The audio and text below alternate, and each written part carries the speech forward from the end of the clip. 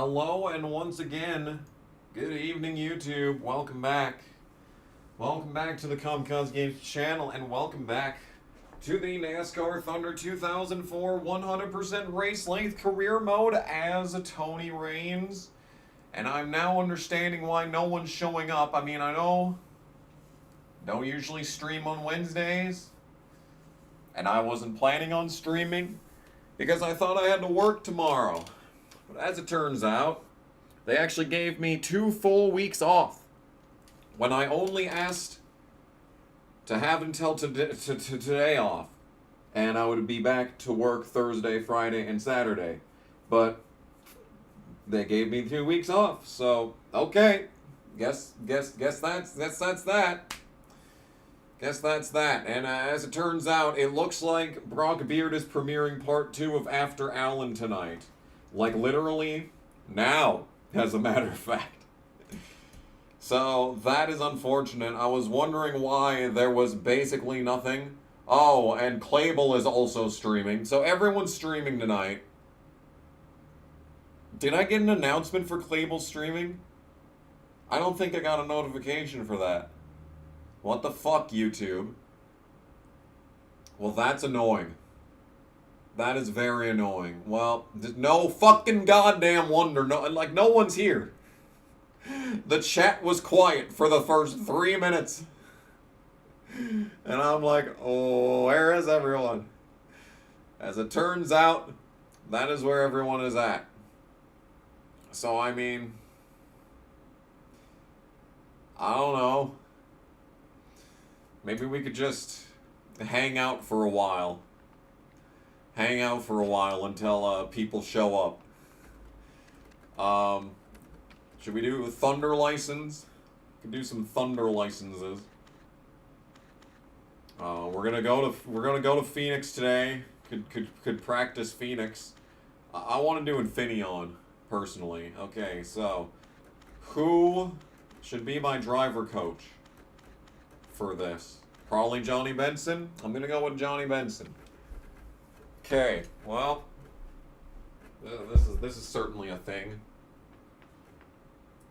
This certainly is indeed a thing. Let's listen to Johnny. Infineon Raceway is a tough road course that weaves through the hills of Sonoma Valley in California. It's 2 miles long and has plenty of right-hand turns to shake things up. The NASCAR Winston Cup Series started coming here in 1989 and has been back every year since. With only one other road course on the schedule, makes these things really tough. Speed zone challenges would be more fun and rage-inducing. Yeah, that's true. That is true. Let's do this, and then we'll do some speed zone, and we'll just wait. Infineon Raceway is the most... Sorry, we're just gonna. Okay. So we have 10 laps to try and match Johnny Benson's speed, but in case you didn't know, on the first challenge, you have auto brake and assists, and apparently it doesn't matter if you wreck. That's interesting. Yes, I went to Indianapolis. Thank you for the $1.99. It is appreciated. I haven't. Where? Yeah, Speed Zone. It's new. Speed Zone. Speed Zone is new. Guys, this is brand new content. Points are awarded for each car that you pass. Lose points by damaging a car getting past your driver. That's cool! Did you end up going to Indianapolis? We're gonna wait, I think, let's wait until 6:30. Let's wait a half hour. We'll wait a half hour before starting the actual stream. Thank you for the donation. Yes, I went to Indianapolis. Okay. Here we are in the unique Speed Zone car at the unique Speed Zone version of Atlanta. Also, we still have auto brake on. That's annoying. Oh! And everyone's in their test cars. That's interesting. I'm guessing going off track is losing points. Well, it didn't count me going off track there, so I guess this is better optimized than Lowe's. Or NASCAR 07 in general, I suppose. That still didn't count as going off the track. That's interesting. And it is cool how they actually brought in all the test schemes for all the cars just for this mode, and then they kept all those test paint schemes for the remainder of EA's existence with the NASCAR license. So that's cool.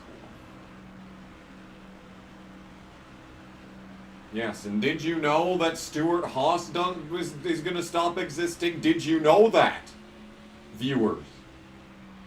Oh my goodness, dude. No one's told me. No one told me anything. I had no idea until just now, actually. Literally 2 seconds ago. I didn't know until now. No one has told me anywhere on any platform. Anyway. Yeah. I mean, I predicted that they'd sell 2 charters, downsize, Stewart would leave, Custer would be back in the Cup Series, Herbst would join just for the sake of money, and then that's just how that was going to go. It was just going to be a Haas team. I was thinking that they'd go like 00 and 10 would be the numbers, if I had to guess. Anyway. Lowe's Motor Speedway. Thoughts on the waiver for Larson? You know, I can't believe that it's even up for discussion. Like, how much does it there have been so many things that should not have been wavered. Like Kyle Busch getting injured in the Xfinity Series. I mean, at least that was a NASCAR sanctioned race. But they gave Tony Stewart a waiver for running over Kevin Ward. And just sitting out of the car. Like, I mean, to be fair, probably a pretty traumatic experience, but like, did he really need a waiver? Did he really need a chase waiver for that? He wasn't even gonna make the chase. He wasn't even in points contention before that point. I mean, I don't know where they were going with that. But like,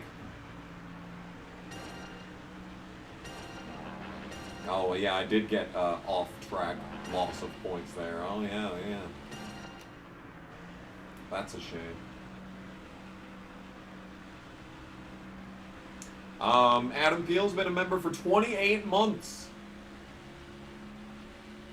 KH nailed the SHR downfall 6 months ago. When? Wait, what? Or me? Oh.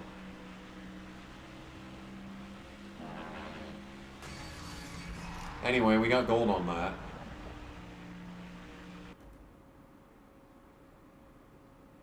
What a great idea it is to put a hot air balloon there. I know, right?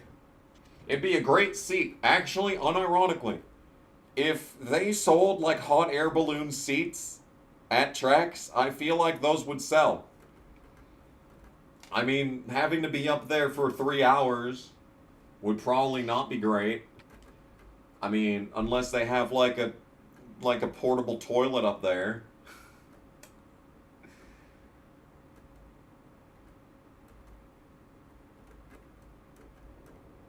But like, I don't know, man.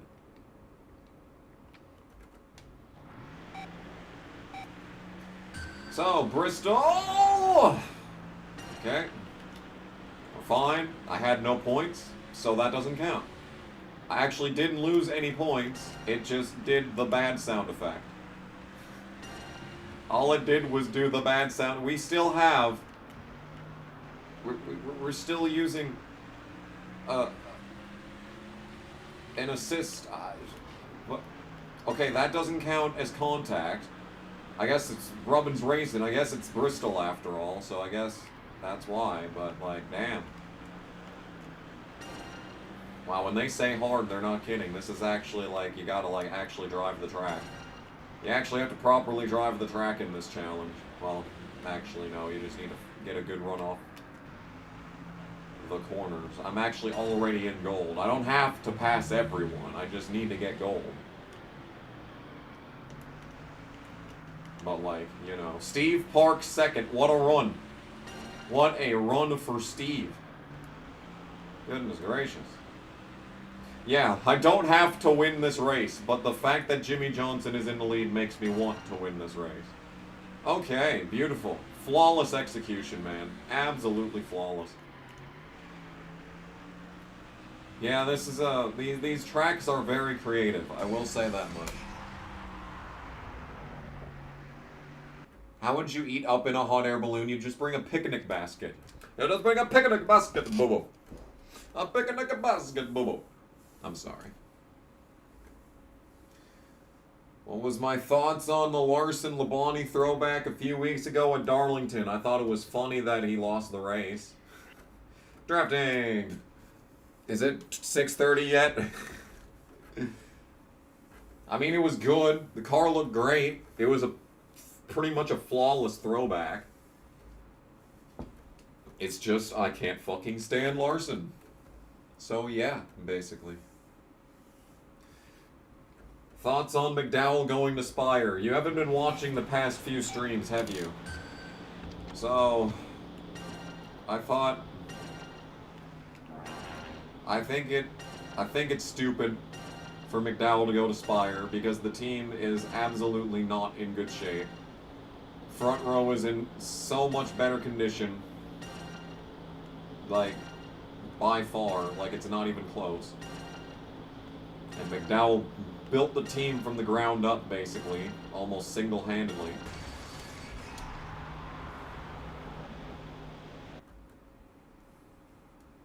So, you know, it's frustrating that he's just going to leave immediately as the team is finally reaching the fruits of all of his labor for the past, what, 5 years? And now he's like actually a halfway respected household name. For the longest time, for like a decade, he was just known as the guy that flipped at Texas once. And just exists in the series for some reason. And then, dude fucking wins a Daytona 500. Well, first he wins the race at Road America in the Xfinity Series. And people are like, okay, maybe he's worth a shit of some sort. And then he's kind of competitive at road courses occasionally. And then he wins the Daytona 500, and everyone's like, okay, well, that was a fluke. That was a total fluke. And then he goes out and beats the greatest fucking road course driver of all time, according to Twitter, at his own game, at the Brickyard. And then it's like, oh shit, as it turns out, he is actually a serviceable driver. And now he has to start all the way over from the beginning. Basically, we're just going back to 2018 now, with him going to Spire. So it's fucking annoying. Did I enjoy my time in Indianapolis? Yeah, for the most part. Somewhat. Thoughts on Newgarden winning? I was very fucking mad. Because it was so obvious that it was going to happen.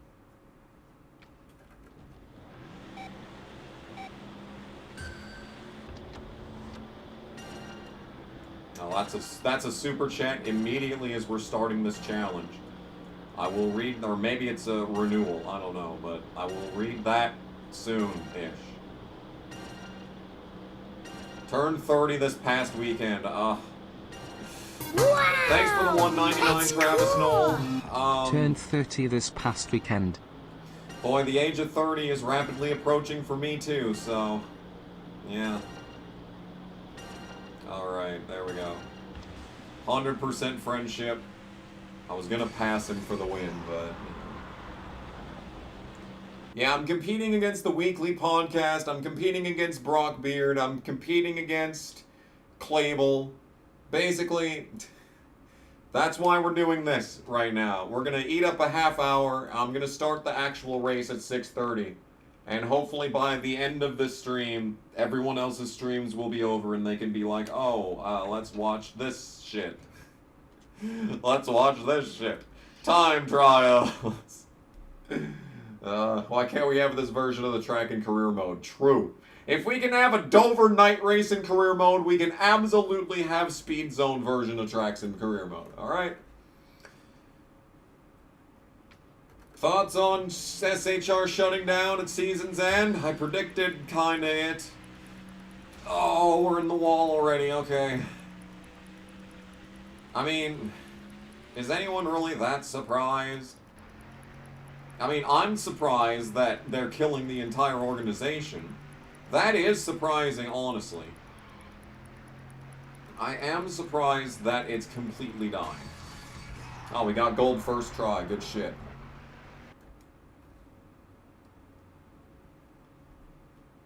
You called it when they switched to Ford. Holy shit. I remember making the video when they switched to Ford, and I was like, damn, this is like the best move they could possibly make, because they, oh, we need to do number 2 before doing number 3. Good point, game. Good point. I thought, going to Ford was a great idea because Roush was spinning its tires, Penske was just existing, and there was like no other Ford teams. RPM was doing nothing. You know what I'm saying? I thought them going to Ford was a great decision. Maybe the best decision that Stewart ever made, actually. In all honesty, 2018, they were on top of the world. 2018, Stewart-Haas was probably the best team in the field besides Gibbs. And even then, on some days, they were overall better than Gibbs. On some days. Alright, we are in the grass. And we are not accelerating. Oh my god, yes. Because I went in the fucking grass and it arbitrarily slowed the car down by itself, that's why we're gonna not get the goal. Fantastic. Thanks, game.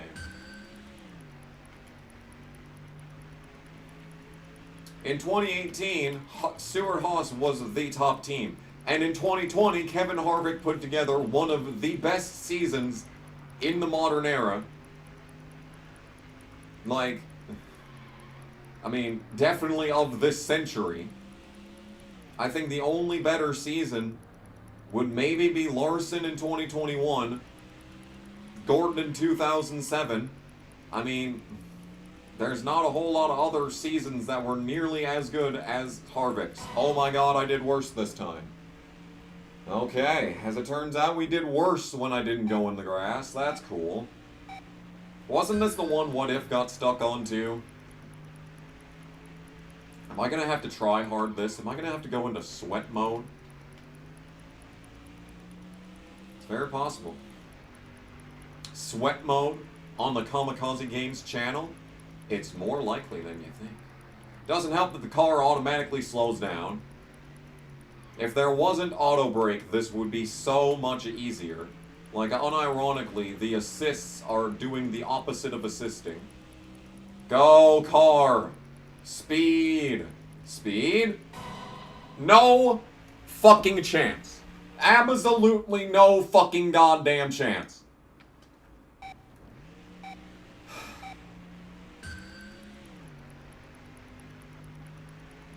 Everyone enjoy buying the Justin Allgaier diecast this weekend, by the way? I appreciate that a lot. That there is a unique paint scheme that I doubt is going to be running again ever for the 5 car, and the only one to drive it competitively was Justin Allgaier. Finally, a Justin Allgaier diecast in the Cup Series. Finally. It's about time. You better get this, by the way. Oh my fucking god. Oh my fucking god. Oh my fucking god. They became even more one-car dominant. That's true, but they were always one-car dominant. Kurt was great, but he could never break through more than one time per year. Danica was Danica. Ryan Newman only won once with the team, I think. Or once or twice.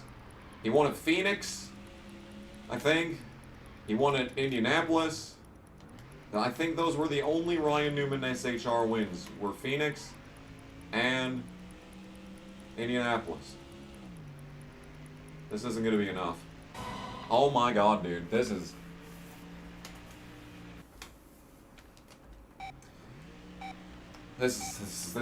something else.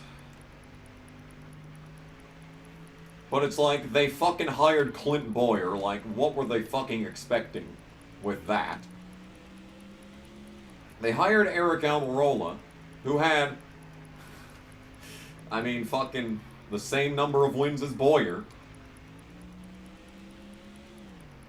They hired Ryan Preece, who's great, but Jesus Christ, he has no sponsors, and he is very inconsistent. Please finish this. I hate this goddamn game. I hate this goddamn game. He won at New Hampshire. I literally do not remember that, so, yeah. If this didn't have auto brake, do you have any idea how much easier this would be? Like, this wouldn't even be difficult. We would have gotten this first try if it wasn't auto braking me for no reason in these corners that I could drive flat out in. Like, there is no reason for me to be braking right now, game.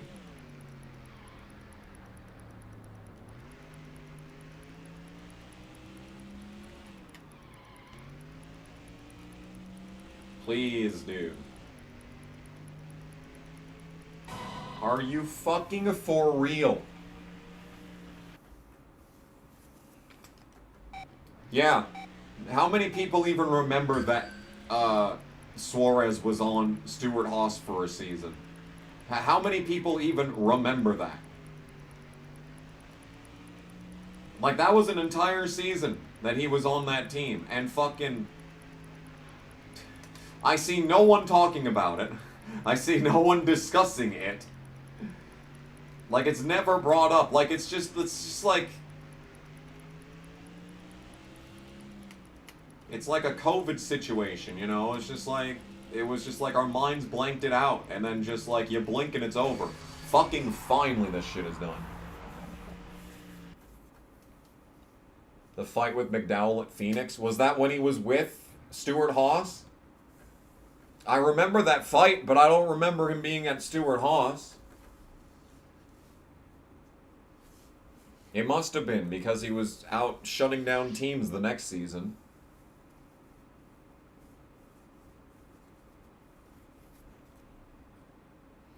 Nobody likes to bring up that Deegan is Danica 2.0.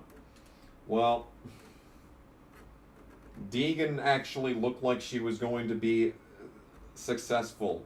See, I'm serious. I need to do a what went wrong Haley Deegan video. Because,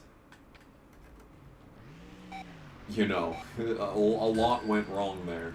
Oh my god, with the auto brake. Can you not with the auto brake? Why are you braking on the straightaway game? Why are you braking on the straightaway game? Stop it. I just wish to complete this challenge. We're getting closer and closer to the bottom of the hour, so we will actually be able to start the actual, you know, reason that we're streaming, which is Phoenix, as you can see in the title. Are we going to get this first try? Of course we are. Of course we are. Tony Breidinger is really bad lately. Lately? What you talking about?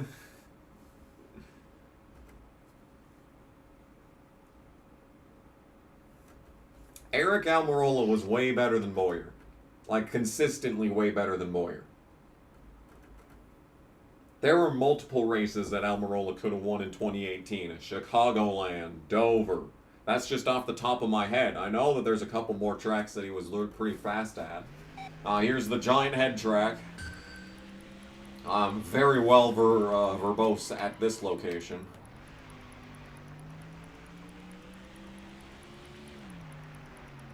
Stop braking me. Stop braking in the straightaways! Game. Why? Why is this a feature? To think I could not play this game back in the day because you couldn't have auto brake in career mode, and yet the auto brake function is so terrible.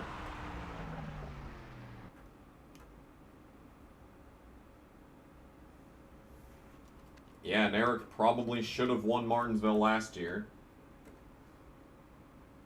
22 people watching. We're getting the numbers are getting pumped. We might actually be able to start the stream here in a second. Let's finish off, ooh, Watkins Glen.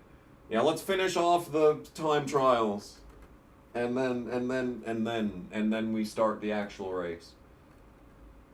Newman won 4 times at SHR. He also won the 2012 Martinsville race. That's right. How could I forget that race?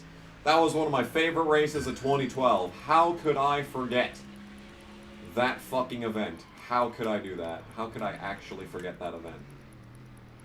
Stop braking, damn it. See, now we're at an actual track that I've been to, you know, more than once in this game. And the auto brake is still terrible. But we still managed to get the time anyway, so that's good. Level 6 unlocked. There's another level?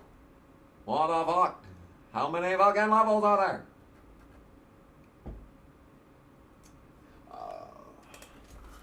I will say, there's a couple of things that I want to say before starting this race. So let's go to Infineon and just finish that and hope that we have like 30 or so viewers. MWR Boyer was a menace.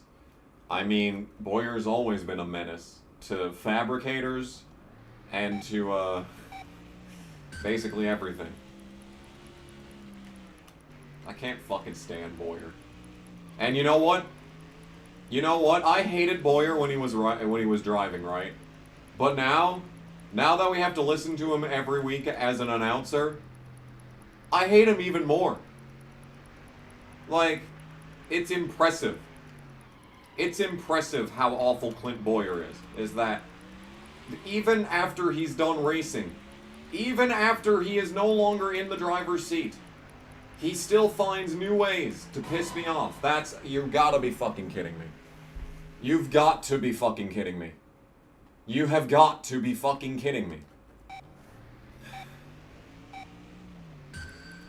I mean, I don't know how I can do any better than that. With fucking auto brake on by default and just slowing me down arbitrarily in the straightaways. You don't need to brake here. This entire section sets you up for here, but the car is just braking the entire fucking time. And then we get here, and we can get on the brakes here, and then just turn down, and it's... The auto brake is so bad. Man, I thought auto brake was bad in NASCAR the game. Fuck, alright, there we go. There, second try. See, I told you I'm a master at Infineon. You know something that I want to do someday? I want to do a marathon of NASCAR games, right? I want to start, like, I want to do, like, a bunch of NASCAR games at once. Or, like, you know, one after the other. Like, you know those marathons where, like, they play through, like, they do speed runs of entire game franchises. And they play, like, every single game in, like, a 10-hour period. I want to do a run of, like, 100% races at Infineon in a bunch of different NASCAR games. Like, ideally it would be every game from, like, 1998 to present day. But that would take, like, a long time. So it would probably have to be, like, a couple. A couple. It'd just have to be a couple different games. So, let's load up the old save file. Load successful. And here we are. Alright. Everyone pretend like the stream is just starting. Here. I'll set the atmosphere.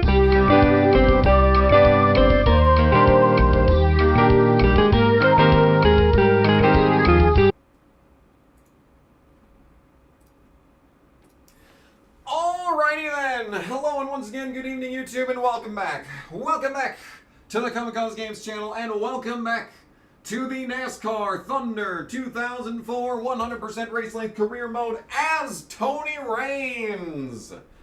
Last time we went to Atlanta and it sucked because I had to pit more than everyone else and Dale Jarrett won. Was that his first win of the season? No, second win of the season. Interesting. Very, very interesting. We come into Phoenix at 94 points ahead of Dale Jr. It's not over. 3 races remain in this playthrough. It's not over. Dale Jr. can still catch me. A 94-point lead is a lot, but it's not insurmountable. And Harvick and Gordon are closing too, so... yeah. I've got 18 poles, 11 wins, 20 top 5s, the 6th most amount of top 10s. I don't even have the best average start because of Scott fucking Smith, and I don't have the best average finish because of Dale Jr.'s bitch ass. So, yeah, we've led 3,253 laps. Good stuff. I have no enemies. Goodness gracious, that's good. Greg Biffle is a friend. I mean, I have 1, 2, 3, 4, 5, 6, 7, 8 max allies. So that's good. Brad Carter has the Rookie of the Year points lead over Ronnie Reynolds and Bo Banks. Yeah, there's the pole award. Manufacturers, Chevy is leading, but I'm trying to prop up Pontiac as best as I can. And we're heading into Phoenix. Phoenix is a very easy track in this game, and we've got... oh, shit, that's right. I didn't actually, do garage shit last time. So, 82-71, 78-71. Damn, alright. I mean, okay, so we're going to have one race,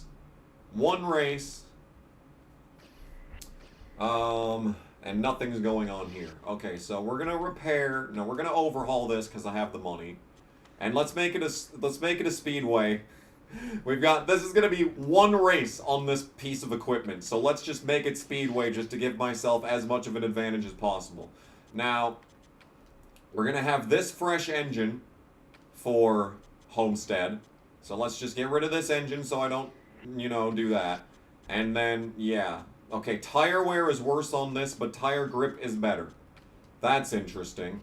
And this is a 82-71, which is the same as this. Okay, well, I mean, let's just, you know what, let's just... we're just cleaning house. Cleaning house! Cleaning house. How much for me to recreate 5? I've done it like 3 times now. I don't know. My sponsors are not actually that happy because we've been sucking since, well, in their eyes, since we got them. So my sponsors aren't even that happy with me. So let's head to the track. We got fresh everything. It's not actually going to be that great of a car, but that's fine. Car rating is 78. 78's a great number. Okay, a few things to talk about before we even begin this stream. So, I do want to make mention of this. So, tonight there is a high chance, well, it's moderate according to the National Weather Service, but there is a risk of strong storms. Where, yeah, here we go. Okay, so here's my desktop. Here is the radar. This was just updated. Let's update it one more time just to be safe. Yeah. This is moving. This is a rate of 3 hours, right? No, this is 1 hour. So, like, an hour from now, it could be storming. They're saying, like, golf ball-sized hail and, golf ball-sized hail and 70 miles an hour wind. So, yeah, dangerous situation. So if the stream randomly ends for no reason, that is the reason. That will be the reason. Also, I do want to look at this. I want to look at something. So this was posted to Delusion Posting. I don't know what day. I don't know if it was what day it was, but this is some good shit. So this was posted if this shit would ever load. This was posted today at 11:39 a.m. This post reads, "Tails is so hot in the Knuckles show!" Exclamation point. "I can't wait to shove my cock inside that furry, fluffy face." My hubby, Heart Fox.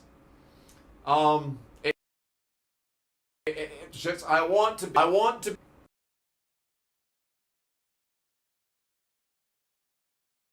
Let me be perfectly clear. I am going to dispel any notions of this being my alt account. This is not my alt account. I did not make this post on on x.com. Well, twitter.com according to this, but it, like, if you actually load this, like, Twitter, like, they got rid of the Twitter, like, it's mainly x.com now. I just want to be perfectly clear. That was not me that made this post. This is not my alt. I love Tails respectively. Respectfully. Not like that. Anyway. My Discord name is Kamikaze Games. I think. It used to be Kamikaze Games Kamikaze Games 1978. Now it's just Kamikaze Games, so I don't know if we share any servers, but yeah.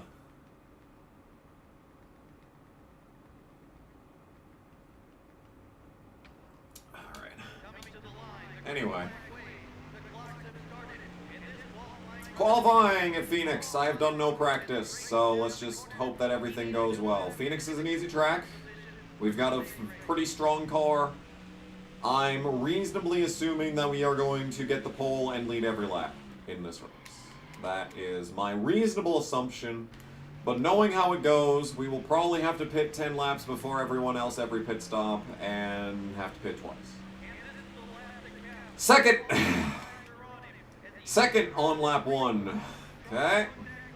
I see how it is. I see how it is. And it is frustrating. It is frustrating that the announcers in this game always say he needs to have a good lap. Even when you're playing as Tina Gordon. The announcers will always say he needs to have a good lap here. Oh my god, we qualified second.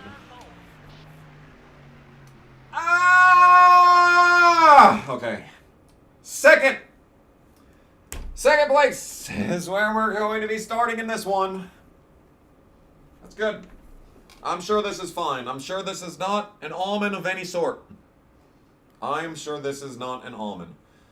Anyway, yeah. Take it away, MRN. Please.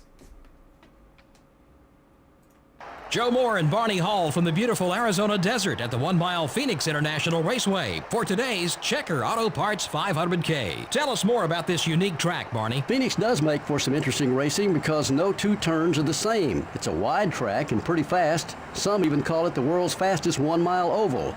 We should get our share of some exciting action out there on the track today. The 174 car extended his sponsorship contract this week. I don't think there was ever any doubt about them re-signing a deal. Wouldn't surprise me if that deal lasts for many, many years. The 15 car had a great run in qualifying this week. Well, the extra time that team spent on qualifying this week makes all the difference. I think they should spend extra time every week. Maybe it would help improve their average starting spot. Jeff Green was the 2000 Busch Series champion, thoroughly dominating everyone on the circuit that year. Plus, he was the runner-up in 1999 and 2001. He'd like to get the finishes and the consistency he enjoyed over that 3-year run here in Winston Cup.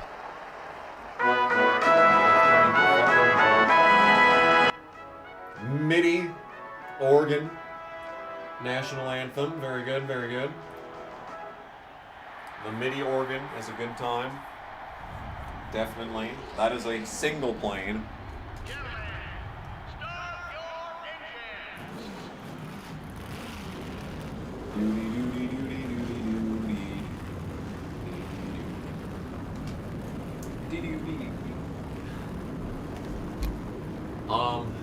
Let me put this up here. So, this is me. This is me on Discord. I mean, you can't see it because streamer mode is enabled, but it's just Kamikaze Games. So, this is me. If you see anyone trying to impersonate me on Discord, just check the join date, and whatnot.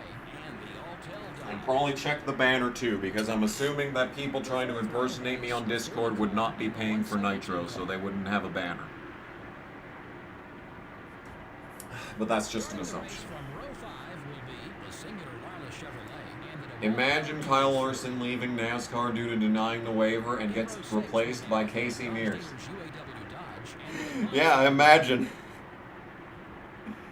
Imagine that. That would be that'd be something. That would be a moment in time, to say the least. I wouldn't really know how to respond to that one. In the ninth row, we have a Pfizer Ford and the UPS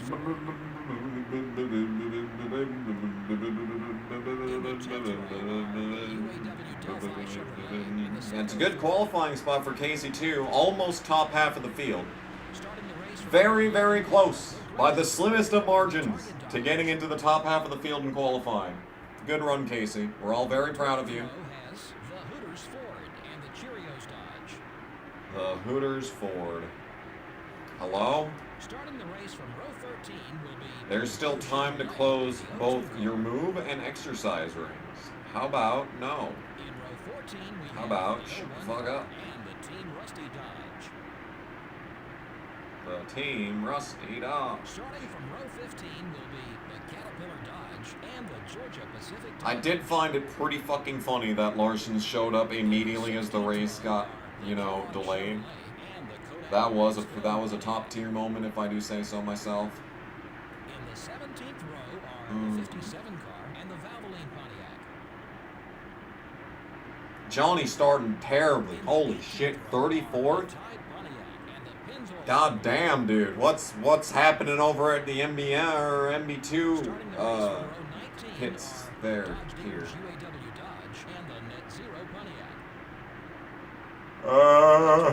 Kevin Grubb. Kevin Grubb. You know what I think the funniest thing is that Larson managed to get from Indianapolis to Charlotte in a shorter period of time than it took for me to get from Indianapolis to Fishers, where the hotel was. Like that's funny. That's some funny stuff.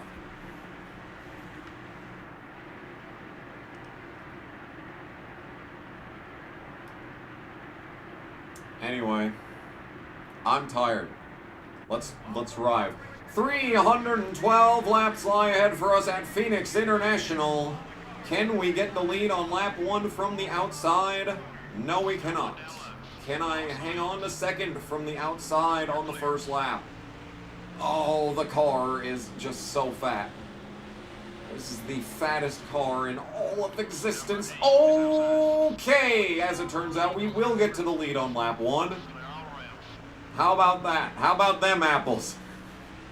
How about them apples? Hey, we might still lead every lap. Woo! Good drive into the turn. That was completely unintentional, by the way. I was content to just ride behind him and just stay in second. But no, car's just like, nah, I'm gonna just send it all the way into this corner and just take the lead. Good shit. Good shit. This is important too. Dale Jr. getting the pole was very bad because that was almost guaranteed 5 bonus points. Like I said, this championship is not over. 5 free points to Dale Jr. would have been very bad.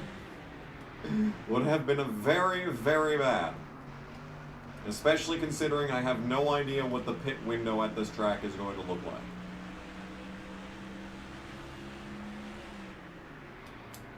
So, anyway, how's everyone else doing out there? How long was I stuck in traffic leaving Indy? Well, when did we even leave? So, fucking got out of the track, like, immediately as the checkered flag was out because I was fucking, like, ready to throw up as to the result of the race. So, immediately left the stands, immediately left the track, stopped to buy a couple of 164s. That took like 2 minutes. And we parked fucking like 2 miles from the track. Because, I had no idea what parking was going to look like.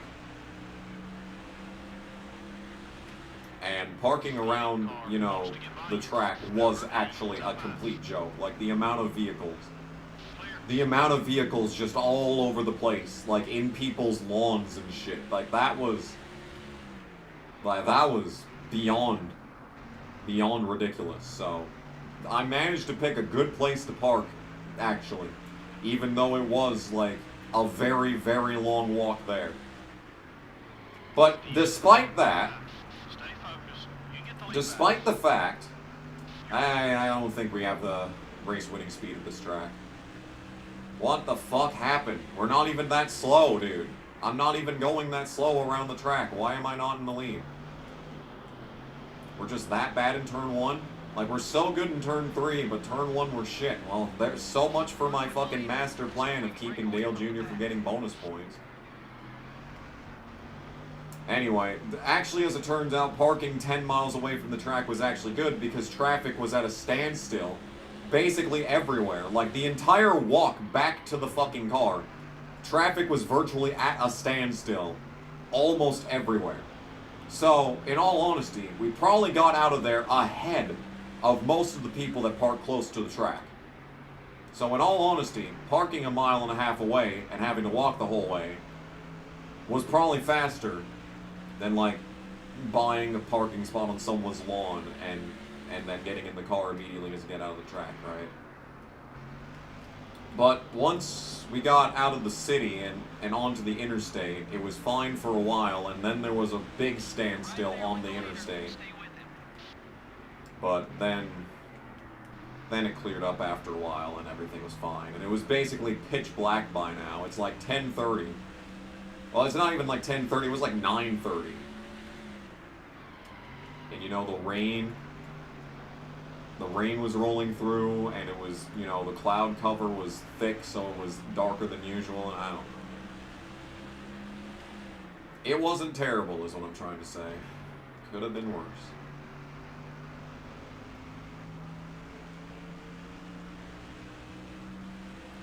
Oh dear. Okay, well. So remember how I said the championship isn't over yet? Well, it looks like Dale Jr. is faster than me. So that's not good. We're right there. Let's see if we can lead this thing. So if the race ended now, and Dale Jr. got the most laps led, he'd gain 5 bonus points on me and 10 points on me for finishing first. So he'd have 15 points on me. Like, even if I finish second. Now that's only if I finish second. Like, Harvick's still up my ass. Like, it's me, Dale Jr. and Harvick, and we're driving away from the field. We definitely have a top 3 car. Michael Waltrip is 4th. Oh, Michael Waltrip is 4th. How was the Indy 500 experience? I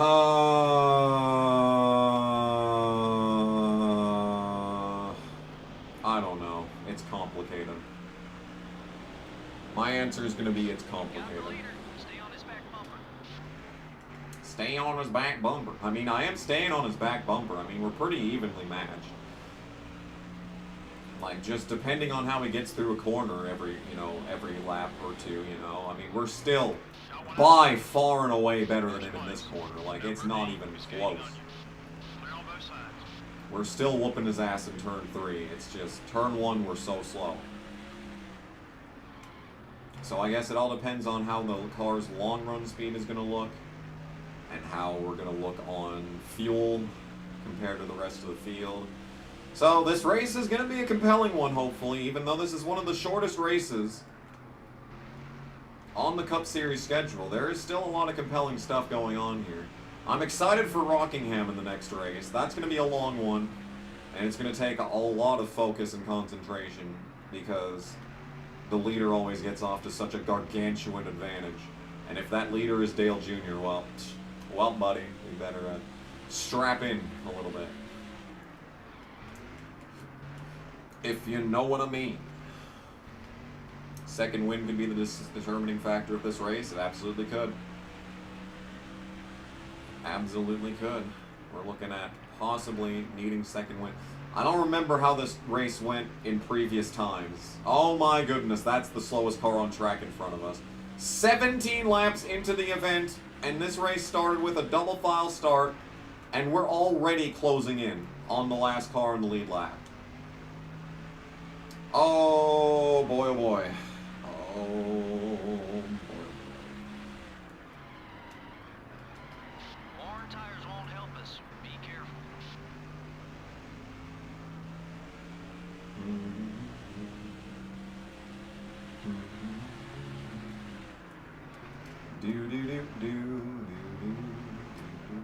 I'm blowing this corner for no reason.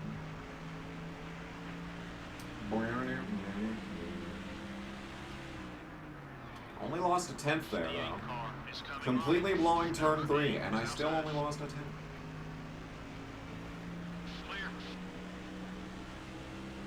You bet I was happy in 2012? I was pretty happy with the outcome of the 2012 season.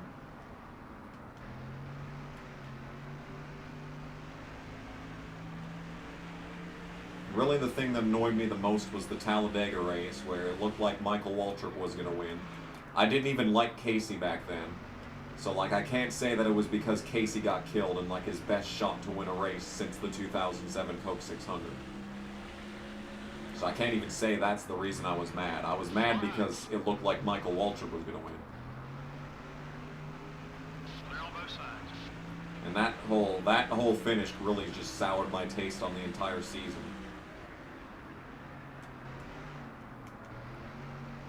And like I was just glad that it wasn't Johnson winning. That's really where it was at in life. And then Gordon wrecked Boyer, and it's like, I didn't even like Boyer, but it was still stupid. It was still dumb and stupid. Alright, now we're driving off. Now we're driving off. Thoughts on Liv Morgan?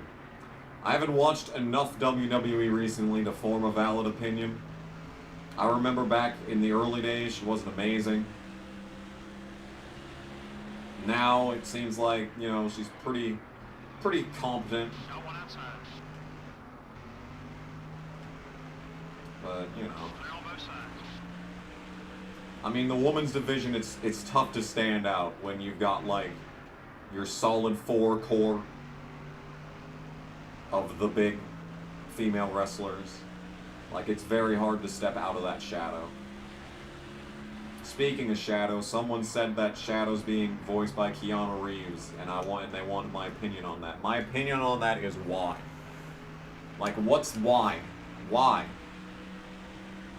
First of all, Sonic makes a Keanu Reeves reference in the first movie. So, is Sonic gonna say, I swear I recognize that voice in the third movie? That's gonna be annoying. And the point that I'm trying to make is that, is there anyone else in the entertainment industry that you can hire to do shit like this besides Keanu Reeves? Does he need to be in everything?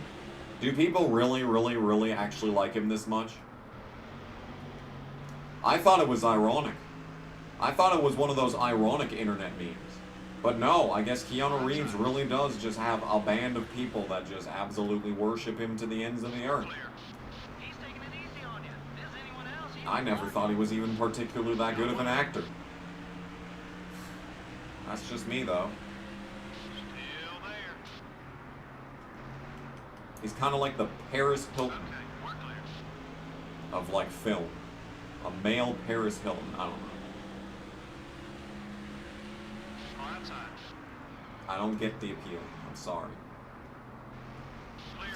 Heard Lance Stroll was gonna voice Sonic. Now that'd be some quality shit. We need to break out the Sonic and NASCAR fan fiction from back in the day.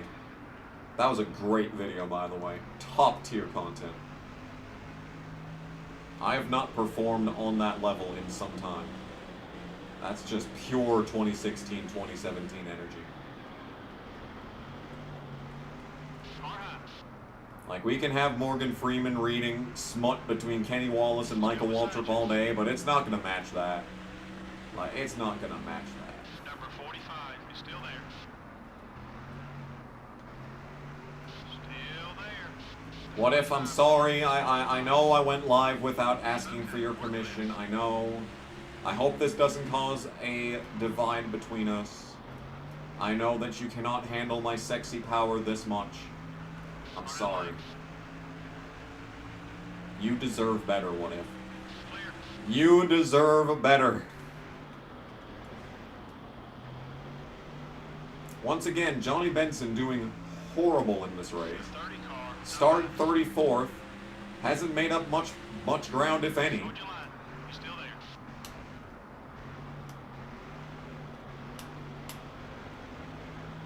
It's going to be Celtics and Mavericks for the NBA championship, most likely. Wonderful. Fantastic. This is such great news. Can't wait for that shit. I haven't watched any NBA playoffs. I might have watched one game when the Suns was in it, but even then I don't think I actually watched it.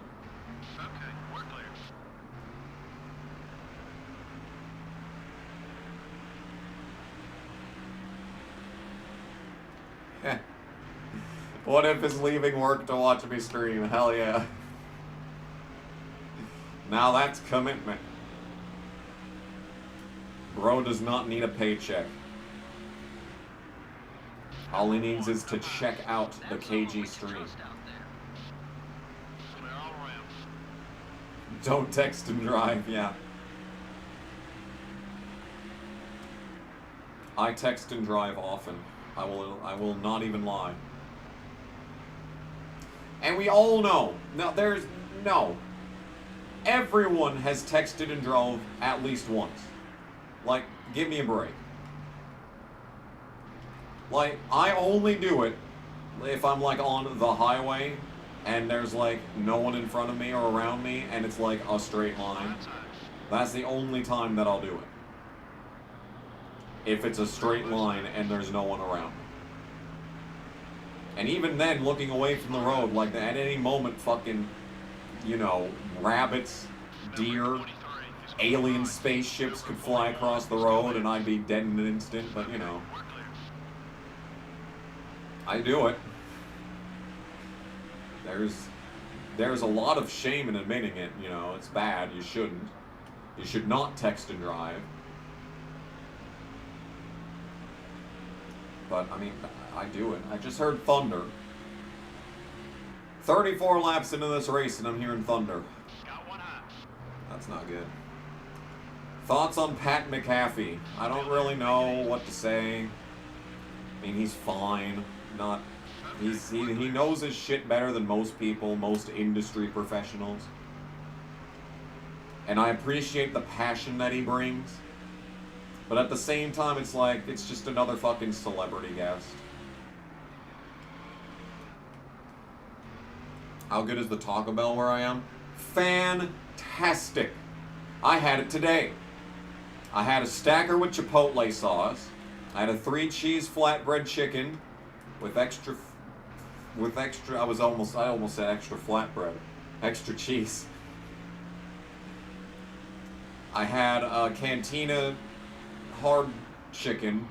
Was that all I had? I think that's all I had. It was on point.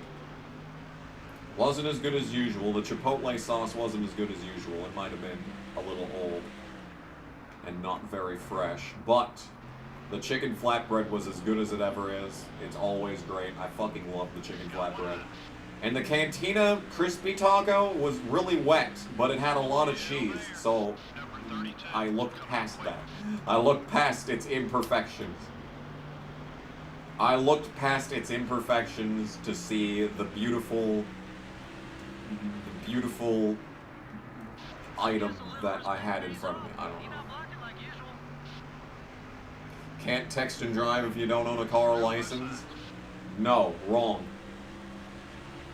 I've never rode a bike with a cell phone, but I assume you can do the same thing. I assume that you can text and ride while on a bicycle.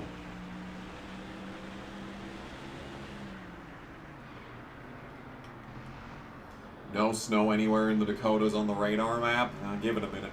It was fucking 44 degrees last night. Or yesterday morning, I should say. 44 fucking degrees. There was ground fog all over the place. I was like, holy shit. And it was thick ground fog. It just came out of nowhere in all the valleys on the interstate. I'm like, fuck off. I can't see anything. And then I'd go up a hill and be completely clear. 100% clear, glistening. You could see the fucking stars in the sky even past the headlights. You know? And then you just dip down a little bit, just a little elevation change, and suddenly, boom, everything is completely covered in fog. Who's that blowing up? Jeremy Mayfield blows up. Some Evernham engines! Fucking Evernham engines. Anyway, made it 40 laps without getting visual damage, so that's good. That was a good run. Soft tacos or hard tacos better at Taco Bell? Definitely the softs. Soft tacos in general are better than hard tacos.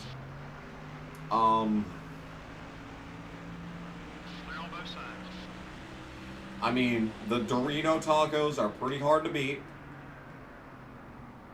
Pretty hard to beat the Dorito tacos. But standard hard shell tacos are just shit in comparison to the soft ones. And but the Doritos Locos tacos go toe to toe with the soft ones. I will admit that much. Yeah, honestly, I used to get like 2 softs or 2 Locos with the other things that I order at Taco Bell just to fill out the, Can you stop running into shit, by the way? Shut up, bitch. I didn't do anything wrong.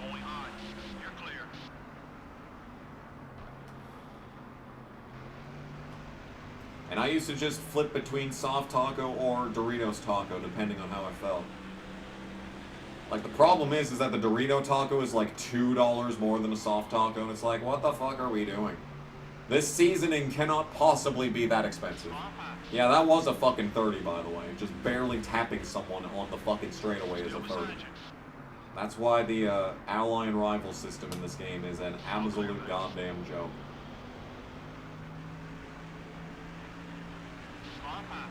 You know, back in 2015 when I made the Reggio review on this game, I gave it an 8 out of 10. But like, my opinion on this game has changed completely from when that video came out. Like, my opinions are so much more nuanced, especially after playing through this playthrough. But like, the thing is that even with all of the, you know, added depth to my opinion, I still would probably give this game an 8 out of 10. KG is a hard taco. Thanks. Your right front tire's wearing down. Try another line or you won't last.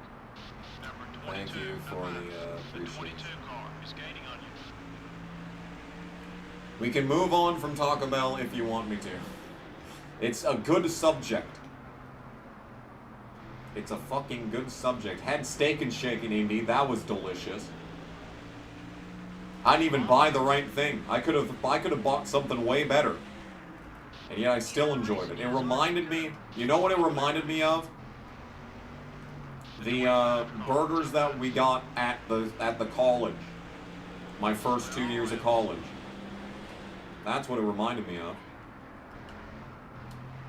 It had a very, very similar flavor to it.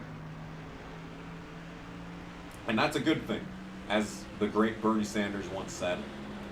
That's a good thing that they reminded me of the college burgers, because that was like the only part of the menu at college that I actually like appreciated, was their burgers.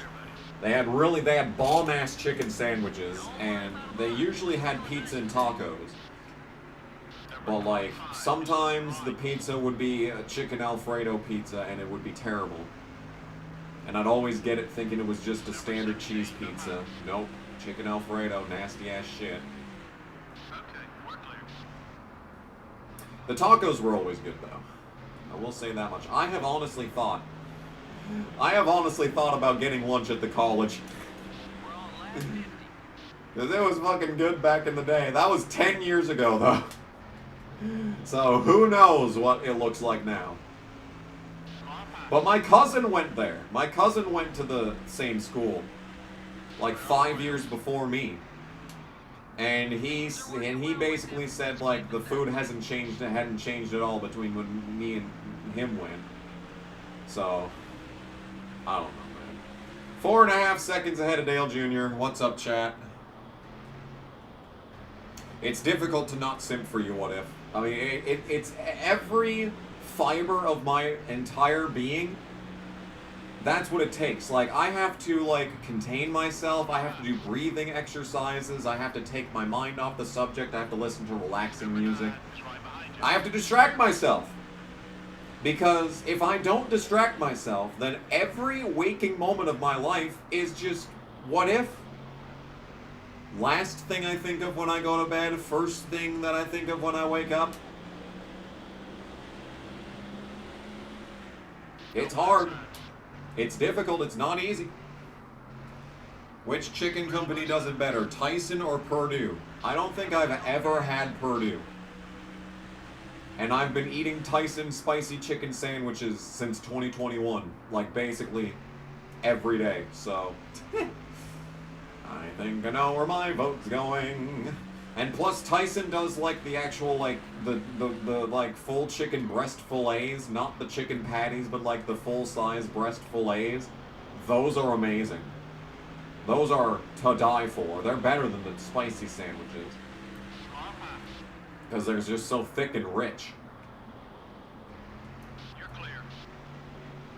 29 people watching. I guess the premiere for Brock Beard is done, so I'm probably going to gain, like, by 10 or 15 viewers in the next couple minutes. Go outside. He's taking it easy on What do you. I think about boneless chicken wings?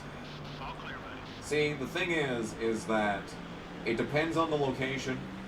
When I was driving to Indy, I stopped at this gas station that had the best fried chicken I think I've ever had in my life. And I'm not even exaggerating. It started with a B. It was like Berg's Chicken or something. Some random gas station in the middle of Illinois. Don't worry about the car. It looks okay. Just happened to have the best fried chicken I've ever had in my life. I only got 2 pieces. Because I really wasn't even hungry. I just saw the stand and was like, oh my god, that looks amazing.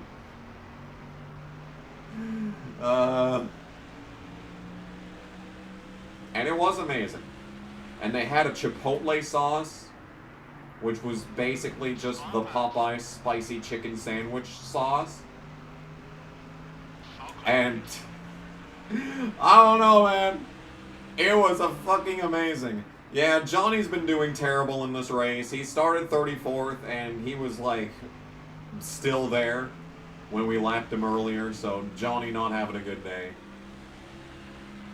Johnny come lately. Lately, he's been in 34th.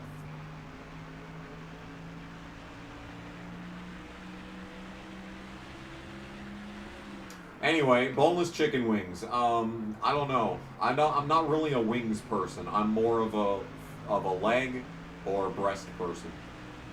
Ironic, I know. Me, a breast person? I thought you were gay. Yeah, look, I can appreciate some breasts at least, alright? I can appreciate some breasts. We're 20 seconds ahead of 5th place. Yeah, this is pretty much how I expected this race to go. Us being basically half a lap ahead on lap 59. I guess a little respect pays off. You're not blocking like usual. Am I bisexual? I don't think so. I have never... No, that's a lie. I have not been... Okay, I have not been... I don't think I've ever been romantically interested in a woman in my entire life. Left front tire. Still beside you. I have definitely been sexually interested, especially when I was, like, just hitting puberty and would have fucked literally anything with legs. You know, as all teen boys do. But, like, I don't think I've ever romantically been interested in any woman in my entire life. But I don't know what that is. All clear, buddy. There's definitely a difference between romantic attraction and sexual attraction. Like, there's a lot of crossover, but there is a distinct difference. Okay, we're clear. So that being said, no, I do not think I'm bisexual. Normally, you'd see him block right about now.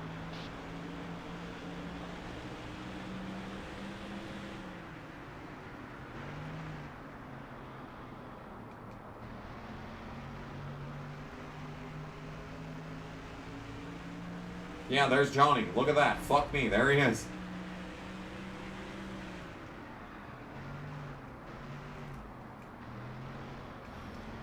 Yes, I am a proud degenerate. Is outside. Tried and true. Number 10 is still there.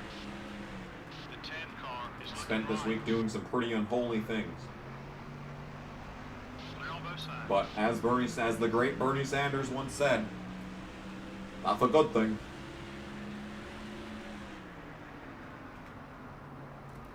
I guess a little respect pays off. He's not blocking like usual. Number 1 is outside. Casey! Yay. Hold your line. We don't need Dale Jr. to blow up. Okay? We're doing just fine with him in second place. Like, I know I'm only gonna gain like 15 points in this event if he finishes second. But like, you know. 15 points is 15 points. We're still 94 ahead of him coming into this race.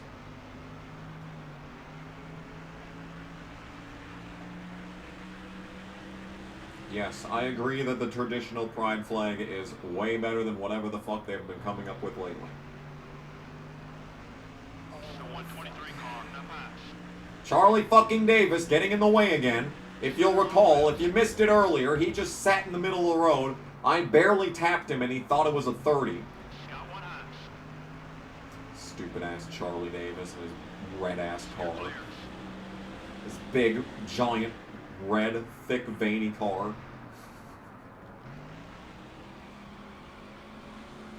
Boy, this stream suddenly got a lot more homoerotic. What are the odds What If shows up and suddenly it's a raging faggotry going on the stream? Number 12. Oh, no, don't do it. Okay, saved it. Oh, he saved it! He saved it!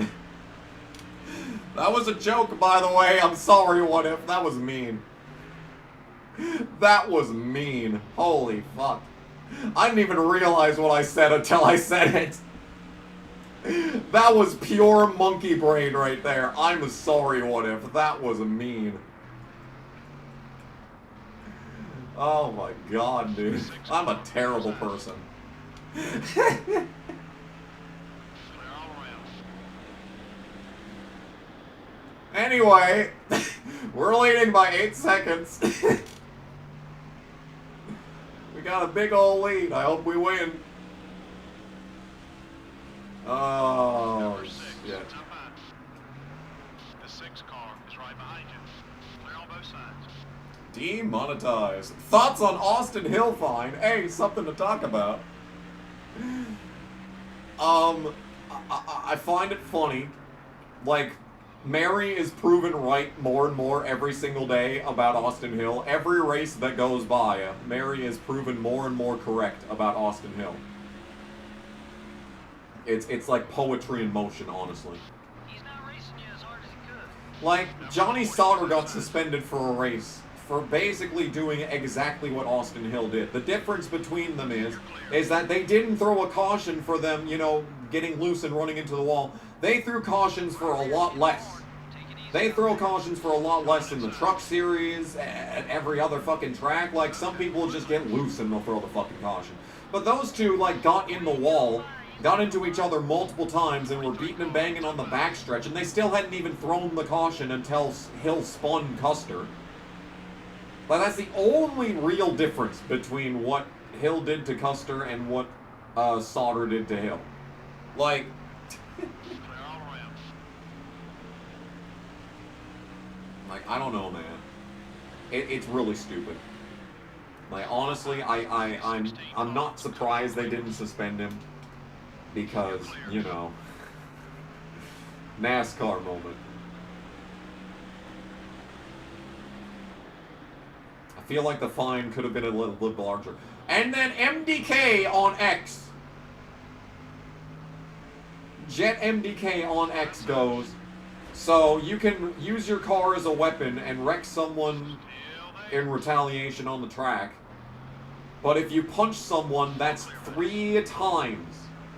3 times the level of penalty. Stenhouse punching Bush got him 3 How much times. does it Comcast Games membership cost? The amount of penalty. I'm Tails. Thank you 3 for times becoming the a fine, but also member. penalty. Sucked me And it's really like- hard. What the See, fuck? the only good reason for that is because it happened in a lower level series where they're working with, in theory, they should be working with less, you know, funding. They should be working with less money. Like, now the Cup Series is the top level of sport, where everyone should be like professionals and shit. Xfinity is where drivers are just learning. They're just learning. You know, that's a bunch of young guys, a bunch of young stupid guys with big egos driving multi-million-dollar cars at 200 miles an hour. You know, they would think they'd be a little bit more lenient in the lower levels for good reason. But at the same time, man, it's so stupid. Anyway, Yoshi, you didn't miss much. I've led every lap except for like 6 or 7. We've been just hanging out this entire stream. It is gonna storm. Honestly, I'm surprised I haven't heard it thunder in a while.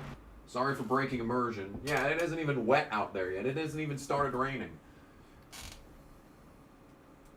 Oh.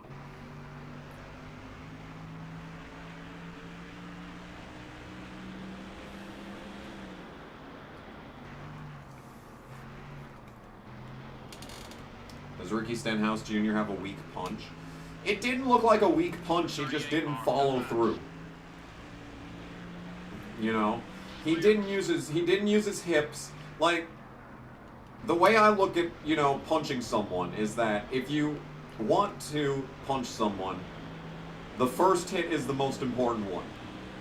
Like, if you can get them on their ass on the first hit, then you get off scot-free. But if they have a chance to defend themselves, then there's a chance you lose the fight. And the way I look at punching someone is kind of like, you know, baseball pitches, you know, where you use most of the power is in the hips rather than in the arm. He barely used his hips. Okay, there's the thunder I was talking about. Not hearing. Now I hear it. He didn't use his hips at all in that punch. And he was punching upwards, so that was not really helping him in his favor either. He didn't really, because he's so much shorter than Bush that he had to punch so high. He had to move his fist so high he really couldn't get a whole lot of momentum behind him.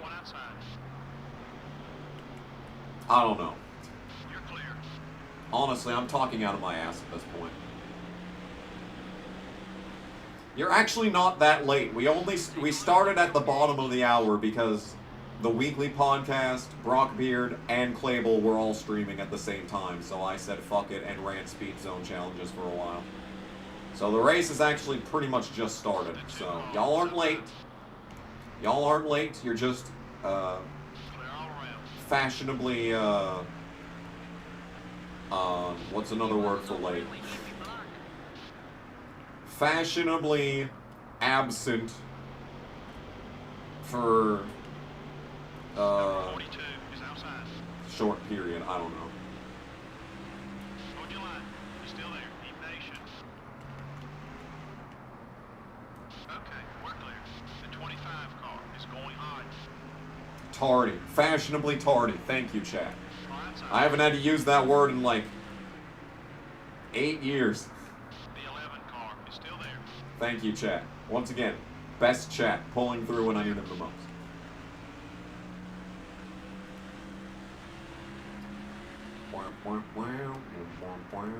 Oh.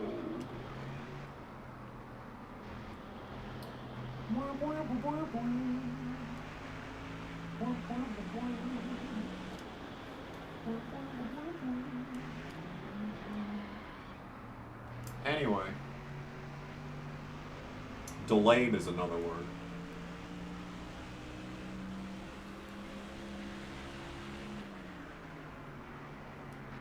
The 5 car is up high. We just had a lightning delay. That's what it was. There was lightning around Phoenix. They couldn't start the race for a half hour. You know how it goes.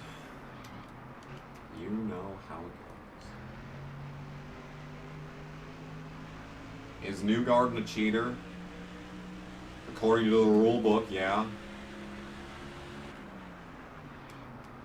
Oh, this is... delicious. This is delicious. Jeff Gordon being horrendously slow and me just driving around him like nothing. Gorgeous. Mwah, chef's kiss. Chef's kiss right there.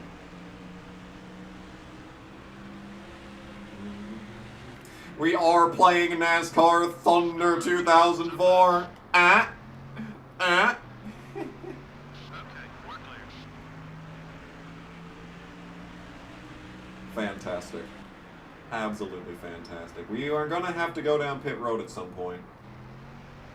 Hopefully, it's around lap 104, so we only have to pit one more time, but knowing how this game goes, it's probably going to be like lap 102, and the rest of the field will wait another 10 laps.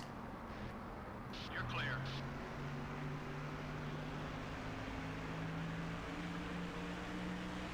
Forgot to mention the jet dryers drying the track. Yeah. Something that I know I've mentioned this on the channel before, but I can't believe that Lionel has not released an Air Titan diecast. I feel like that would be a collector's item instantly. Instant collector's item. Air Titan diecast. It needs to happen. It needs to happen. Still there. I am desperate for this. Okay, we're clear. Oh boy. Just drifting for no reason.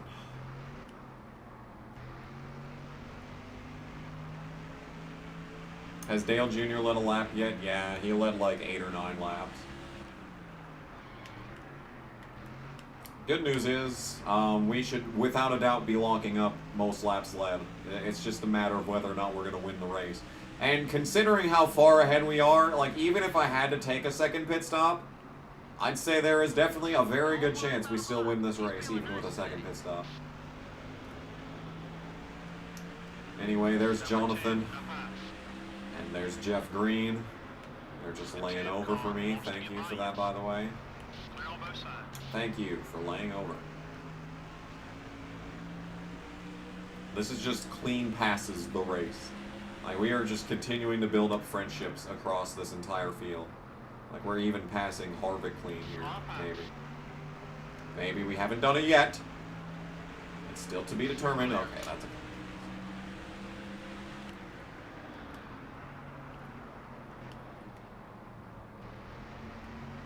Everyone would just use it to recreate the Montoya wreck. No. No. One of the things that I wanted to do was actually, like, way back when I was first starting to buy a bunch of die-casts, I wanted to get, the Craven 32 and the Busch 97, and I wanted to just have them set up as, like, the side-by-side Darlington finish. Just, like, decoratively, you know. Clear on both sides.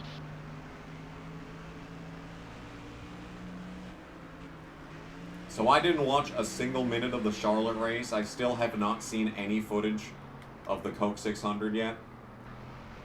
And I'm just kind of mad Ty Gibbs didn't win. Has anyone, like... The 15 car is outside. I don't know, man. Number 15 is still there. The 15 car is coming right. Clear all around. You gotta bring it in. We're way low on gas. Like, I literally have no idea what happened in that race. I was hoping Gibbs or Allgaier would win. That was pretty much where my money was, where I was happy.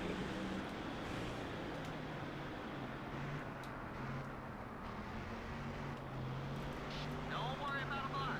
Don't worry about a block. Got one outside. You're clear. It's Ashton Lewis. I worry every single time he's on screen. Number 31 is outside. JC said he was hoping I would stream today, and we have been on stream for an hour and a half, and he has not even shown up a single time. I cannot believe the gall of this motherfucker.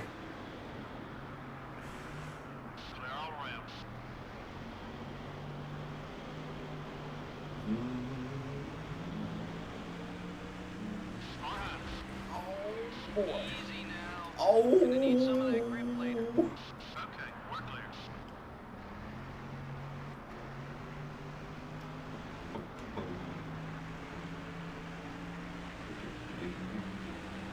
Gregson is not going to the 19. Number 1, shut up. Number 2, Toyota has a pipeline of drivers itching to get into a Cup car. And even then, I would think they'd put Nemechek in it first. And number 3, shut up. Number 97, it's up high. There he is. Dave Dunn, the legend. Old DD. I bet you his girlfriend's happy. Anyway. Hold it steady. 3 wide.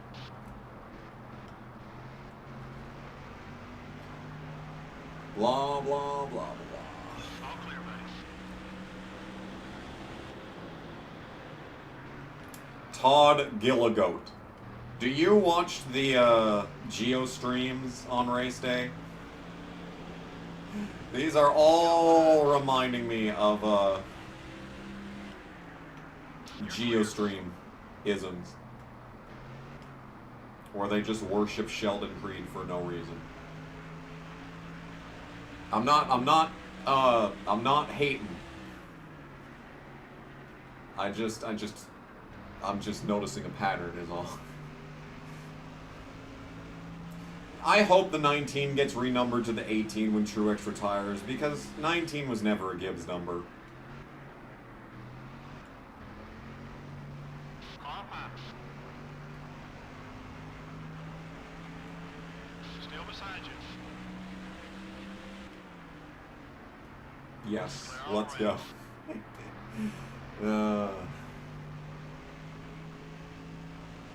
Fuel tank almost empty. Well, would you look at that? Fuel tank almost empty, 5 laps before I can make it on one more stop.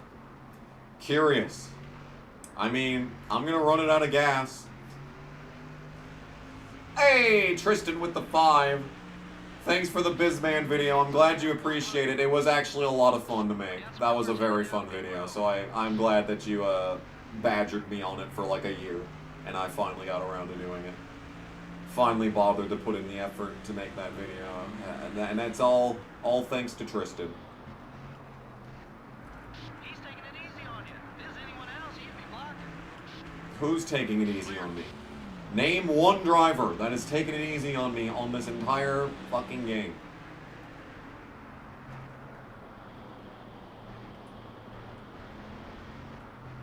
Any interesting work stories? I haven't been at work in 2 weeks. No. I have none, I'm afraid. Number 38, it's up high.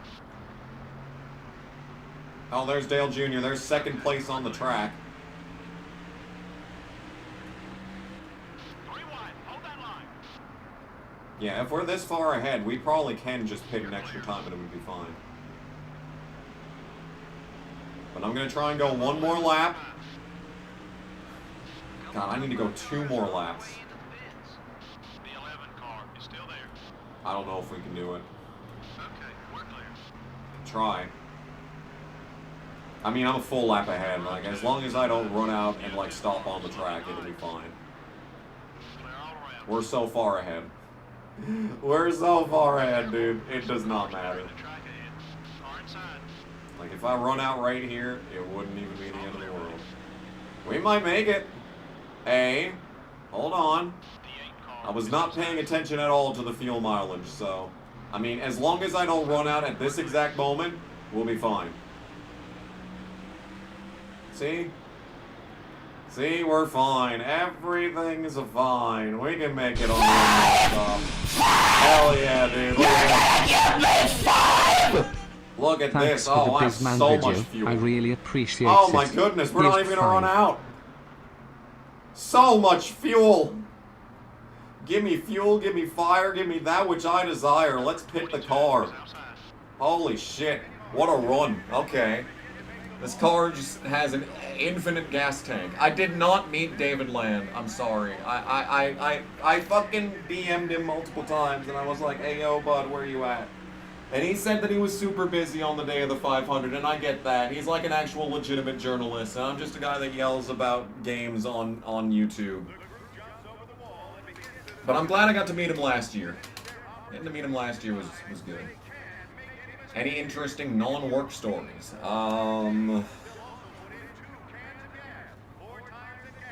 Well, wow, says the announcer. I don't know. Who's the leader? Oh, Daniel Jr., imagine that. Alright, well, even if I had led every lap up until this point, he probably still would have gotten a bonus point. I can't think of any interesting non-work stories.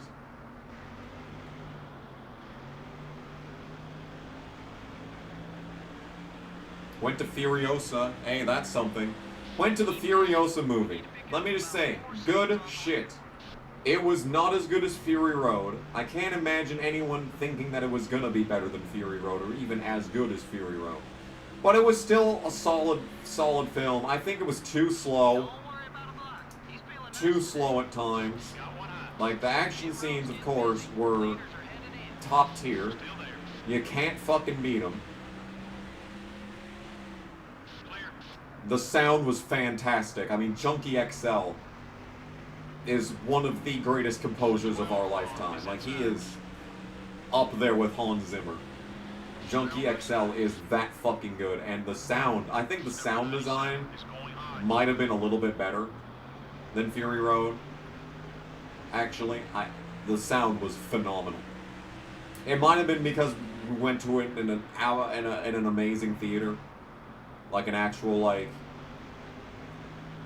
I don't remember what it starts with an E. E something. It was an E something theater. And oh, it was so fucking good. Still there. Once again, I think it was a little slow. Still beside you. Hold your line.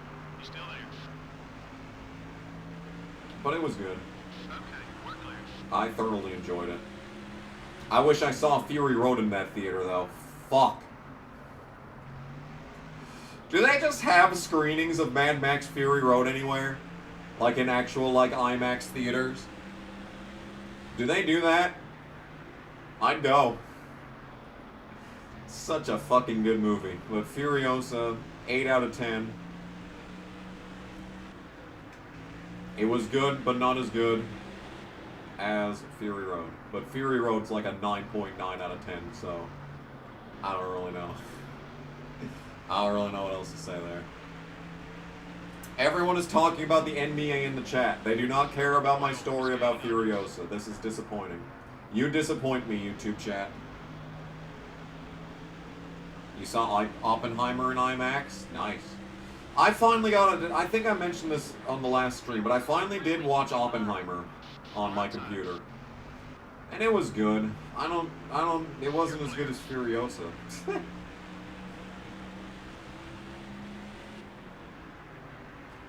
Oppenheimer was a little bit on the trundly side, too.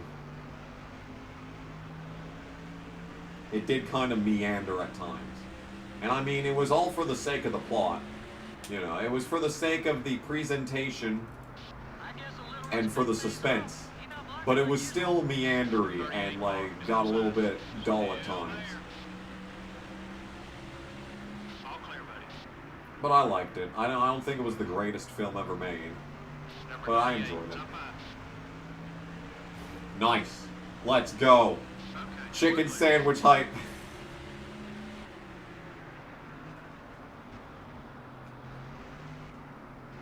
Tactical Bacon is at 98K. Nice. Yeah. Good for him. If I actually consolidated my content into focusing on one thing, maybe I'd be up there. But I'm having way too much fun doing whatever the fuck I want. Pigeonholing myself is why I started hating doing the NASCAR reviews. So, you know what? I'ma just continue doing what I like to do. That's just me, though. You saw Fury Road in theater? I saw Fury Road at the shitty theater in my hometown, and it was still like one of the greatest movie experiences I've ever had in my life. I went with my sister and her boyfriend at the time, who I was very good friends with, actually probably one of my best friends ever. And I just fucking... It was some good shit. Who's my pick for the WRC title this year? Oh, I haven't watched any WRC. I'm sorry. I'm sorry to disappoint. Gio has those, right? I'm pretty sure Gio has those races.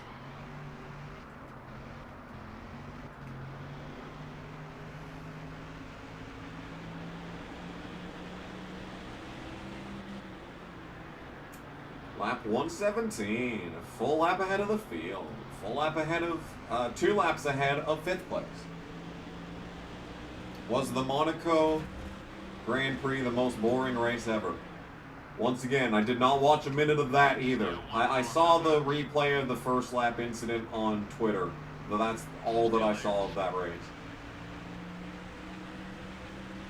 Usually when I don't watch races, people I like win. This was not the case in Monaco.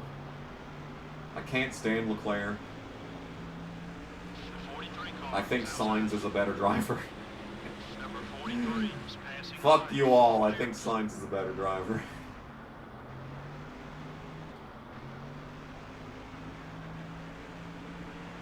How was the Brickyard? I don't know. It's complicated. That was my original answer, and that's the answer I'm sticking with. It's complicated. But you know what? I was kind of rolling this thought around in my head on the drive back. I don't know if I even hate Newgarden anymore. Like, I can't fucking stand Scott McLaughlin. Like, I still hate Scott McLaughlin, don't worry about that. But I've never hated Will Power. And I've really only hated Newgarden just because he'd always win if I watched the race. And it always would come at the expense of Palou, or Dixon, or someone else that I like. But like, really thinking about it, I have no other reason to hate Newgarden other than he always fucking beats drivers I like. Like, he's not boring. He's not a dumbass. Well, I mean, his interview after penalty for St. Pete was pretty bad. That was pretty bad. But, like, but before that, like, he wasn't a dumbass. Like, he didn't drive like a fucking dick face like McLaughlin, you know? He doesn't actively fuck people over. And himself in the process, is what I'm trying to say. I'm mad that Romain Grosjean did not win St. Pete last year. That's the answer to your question. Will Power is a... I mean, besides maybe Scott Speed. Scott Speed might be the only racing name better than Will Power.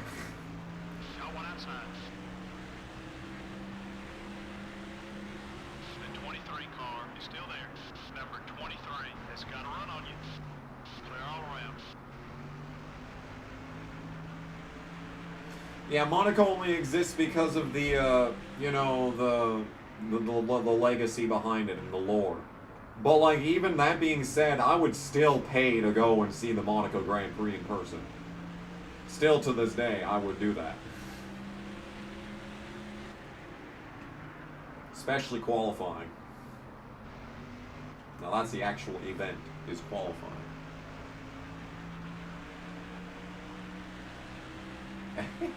What about Dick Trickle? Isn't there a character in Magic Mike named Dick Trickle? I don't know. Zachary Tinkle has improved so much. Like, holy shit. Like, he's actually like a contender now. Like, if it weren't for the fact that, like, Venturini keeps running East races, he might actually, like, contend for a win, which is insane to think. like, borderline unhinged to imagine that Zachary Tinkle, of all people, would amount to something as a driver. It's insane. Now that's a series that Geo does not have, is West and East. You have to listen to it on the official ARCA.com website. ARCARacing.com, sorry.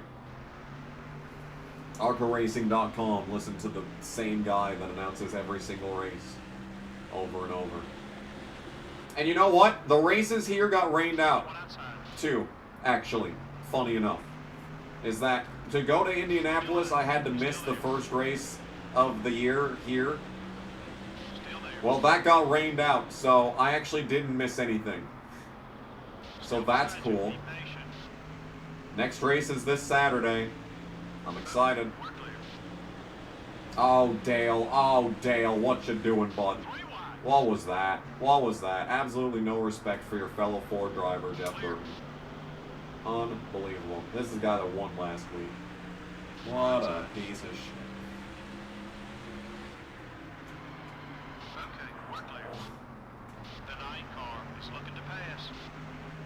Yeah, you can't pass in Monaco. It's like literally impossible. Like the design of the track and the design of the cars make it physically impossible to pass. It's kind of insane.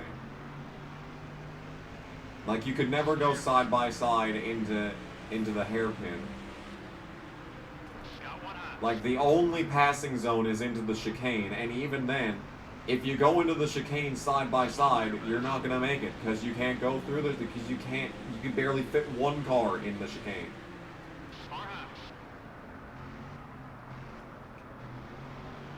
Anyway.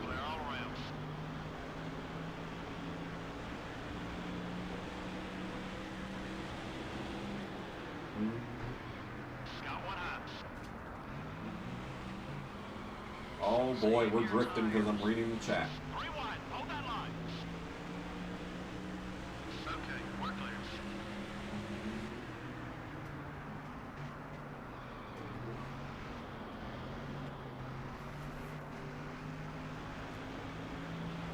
No, I don't remember that battle in 2015 because the only IndyCar race that I final race at Infineon, or whatever they were calling it back then.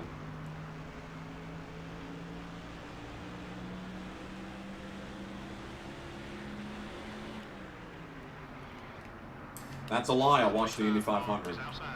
I almost missed graduation because I watched the Indy 500.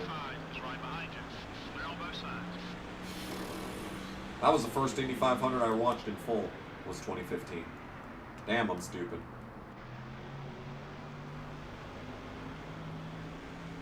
Haven't had a cloud in 2 weeks. It has, well, I mean, it's been a bit moist, but like, we're getting into that period, like, it's the start of June. 2 weeks from now will probably be the last rain that we get for the rest of the year until fucking late August. Summers here are just unbearably dry. Higher than Max's delivery and post-race interviews. And then the grass starts dying. And it gets yellow everywhere, and everyone's just kind of mad because it's been like 90 degrees for a week, 2 weeks straight.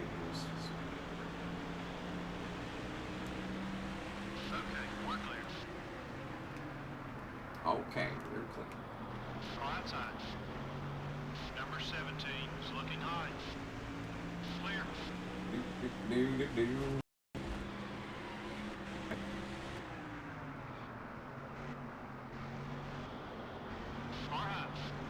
Easily lady still work at the hotel? Nope, she quit again. That was like 3 streams ago. Just walked out again. Like I assumed would happen. And that was the reason why I was like, hey yo, we should not hire her back. I know things are tough now and we're gonna have to, you know, pull ourselves up by our bootstraps and shift the schedule around, and and managers are gonna actually have to work some fucking shifts.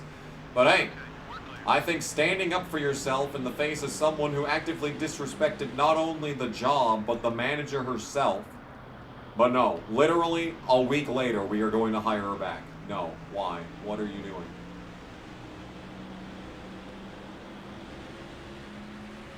Mark, why are you blocking me? Oh, you're only a 44 ally. That's why you're blocking me. Okay, I got you.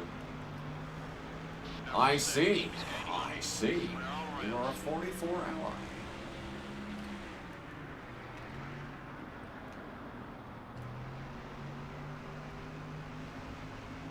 I think it would be amazing if the only winner in 2024 for Stewart Haas was Ryan Preece. That would just ruin everything. Because everyone's like, oh, Briscoe's going to Wood Brothers. Oh, Gregson's going to literally fall up again!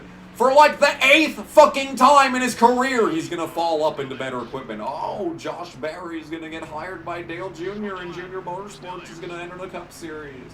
And no one even mentions Ryan Preece in the rumors most of the time. If he went out and won a fucking race, he'd be the most valuable driver on the team. I want this really badly. Number 02 is still there.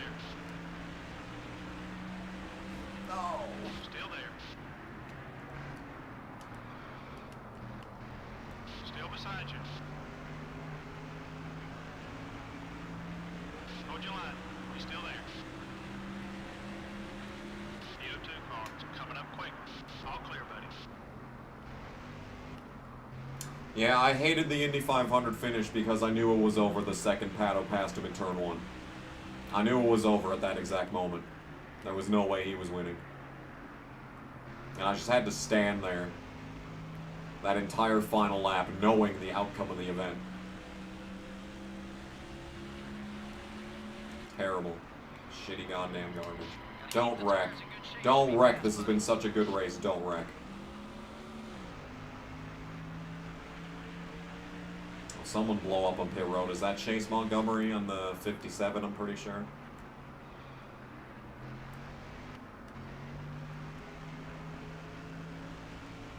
Who is even Ryan Preece's crew chief?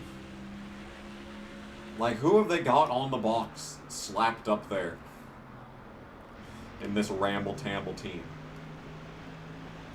They literally just pull out a guy from the street, just be like, hey, welcome to the team. Do literally whatever the fuck. Do whatever you want. It's not like it matters. 10 car, top 5. Did I boo Newgarden? No. Number 10. I booed Roger Penske. When they announced him on the screen, I was like, boo. The 22 car. Someone else in the crowd booed him too. That was a good moment. Clear all around.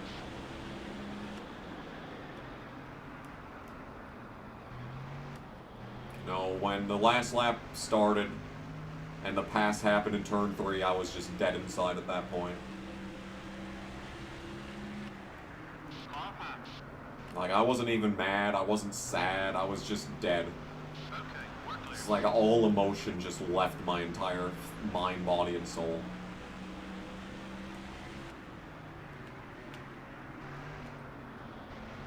Chad Johnston. Oh, that explains everything. Good God. They put Chad Johnston on the box. Unbelievable. The 5 car, up high. The only Penske driver KG likes is Blaney. Fuck you, watch. I don't want to stand up. I have to do sit-ups because my watch wants me to stand, so... 2, 3, 4, 3 for Dale, 5, 6, 7, 8, 9, 10, 11, 12, 13, 14. It usually takes like fucking 25, 17, 18, 19, 20, 1, 2, 3. Come on!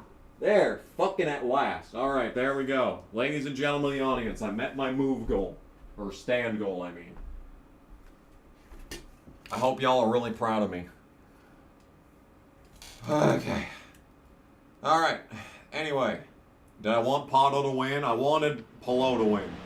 But then it became very obvious that Palou to win, even though we drove ahead of all of them at one point and then just had no fucking pace on the final run. Then Dixon got up there and I was like, okay, this would be fine. Then the McLarens were like drafting each other to pull away, and I was like, okay, I'd be okay with either of them winning. And then no one that I liked won. And then I was just fucking dead inside. Still there. All clear, buddy.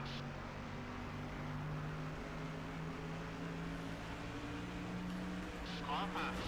Working into... Oh my god. I read the fucking chat again, and now I'm dead. Now the car's fucking destroyed for no reason. I blame this fucking bitch watch. If it didn't make me stand up, we wouldn't be in this situation. Guess what? And guess what? Guess what? Guess what? We're gonna have to sit through the caution replays for you to figure out what I'm telling you to guess.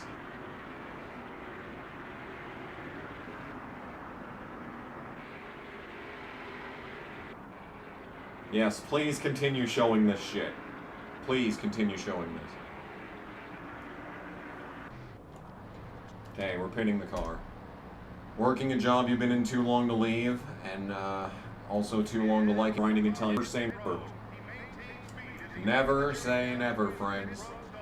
You picked Stingray Rob to win the 500. To be fair, bro led like 20 laps. He was indeed robbed. True.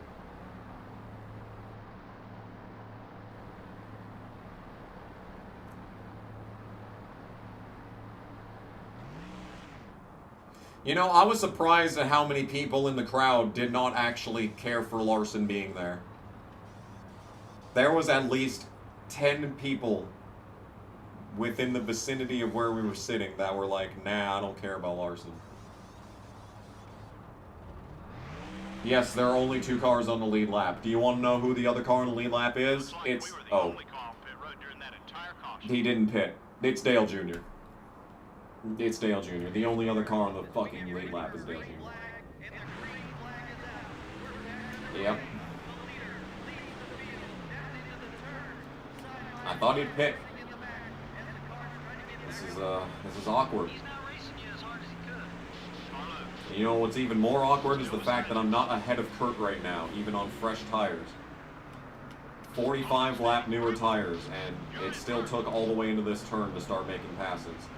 Well, now we're really going to win this race, because, goddamn, I've got 40 lap better tires than Dale Jr. and was already a full lap ahead of him on the last run.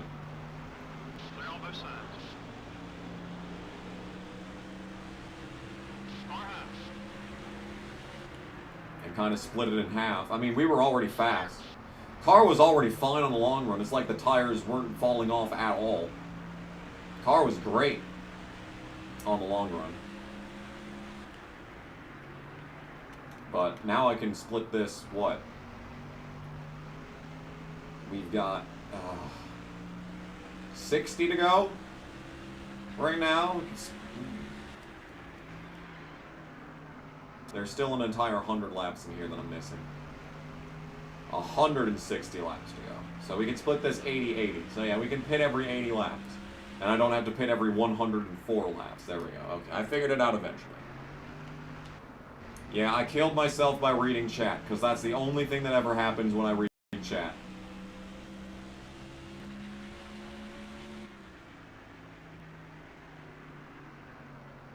Literally a full lap, and still self-spinning, because fucking chat exists.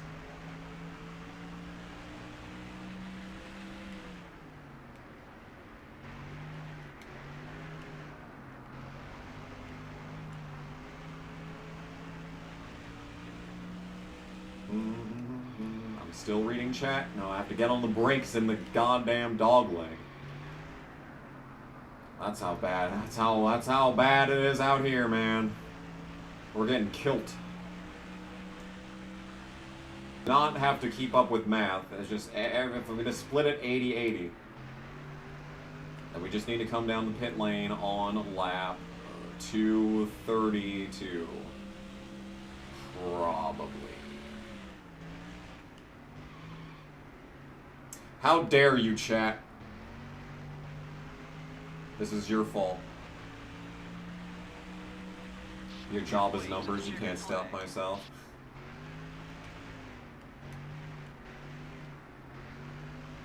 Oh, yeah, you corrected me. Okay, well, thank you for the correction. See, chat is good for something. As we all know, chat is good for something. Officially halfway. Probably just need to lead another 10 laps and they'll give me the bonus.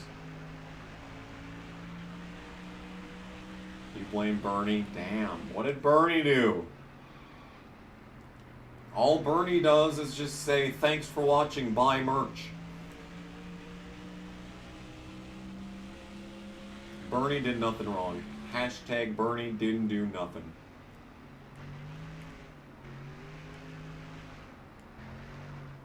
Yep, halfway point bonus money. You'll love to see it.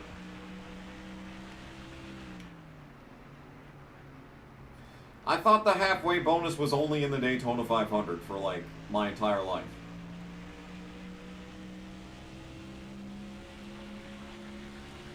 Did they implement that into this game?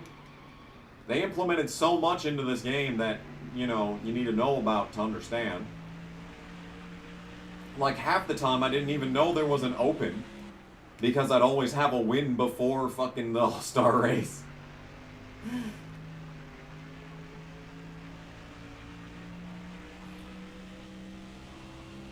Ugh. And I didn't know that they had past champion provisionals for the All-Star and whatnot. It's just, there's so much.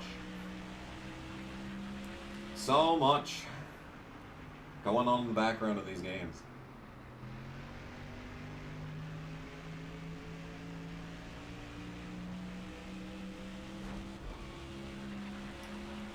And it kind of sucks that there's a rumble strip there, because all this time that I've been playing Gran Turismo over the past few years, I see a rumble strip and I'm like, I need to hit that. That's the apex. That's the apex. I must run over those bumpy boys. And then you come here and it's just, it's instant kill of the car. It's just like, man. Once again, monkey brain taking over. Number 02, it's up high. The 02 cars, all over your back bumper. All clear, buddy. Claymore rage quit. No. Man, that's never happened on the Kamikaze Games channel. Never, ever once have I rage quit ever from anything. That's not happened. You cannot name any moment. You could not link any moment in the chat. Never once. Never once have I rage quit. 11:16 are ahead of me. 11:16 could also be a time of day.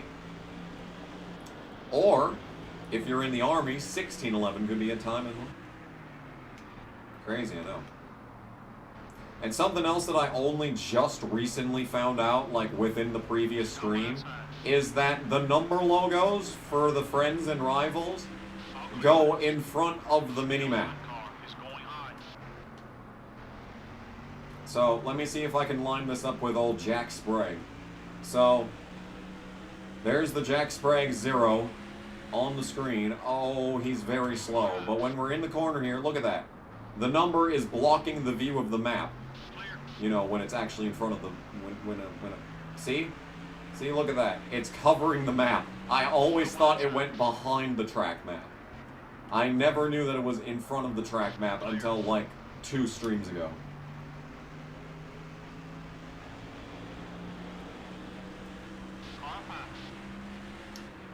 Darian has a new job that required him to move back to Vegas. See, there you go. See, if Darian can get a new job, all of us can, alright? You just gotta believe. Yeah, just gotta believe. Hey, we just locked up the most laps led, so that's good. The 9 car wants to get by you. You'd usually see him block here, but I guess you guys are friendly out there. Clear. Car outside. You're clear. Baby, when you got a secret job. That's a Bee Gees reference. The 41 car, it's up high. It is probably the single corniest song they've ever released. Clear all around. I kinda hate it.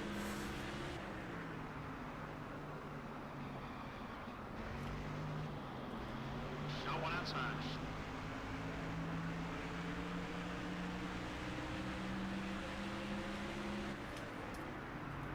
All clear, buddy.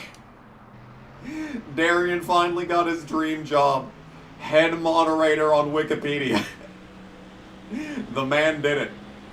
Don't let your dreams be dreams. Car, up high. The one car is right behind you. Oh, fuck. What would be my dream job? I've had several dream jobs over the years. Got one. Right now, I mean, lead announcer on Fox Sports has been like the main one for like the last 15 years. The one car is outside. Other than that, I don't The know. one is still there. Take it easy. Maybe like Hollywood movie editor. That'd be fun. Sit on Vegas all day.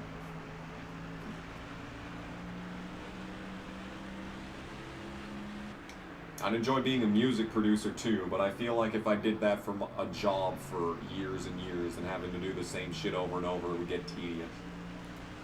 But then I'd actually be good at producing music, so you gotta take the good with the bad. Number 25, it's up high. Go ahead and get on by. He's not gonna block. Okay, we're clear.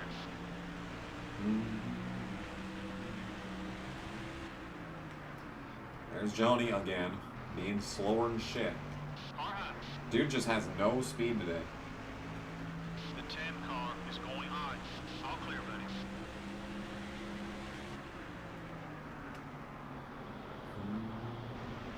Oh god.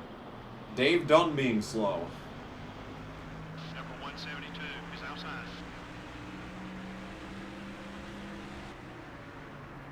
I say I'd like to be on Fox Sports commentary, but like I really am living out like the best possible announcer job, like being at the Speedway, because everyone there loves me.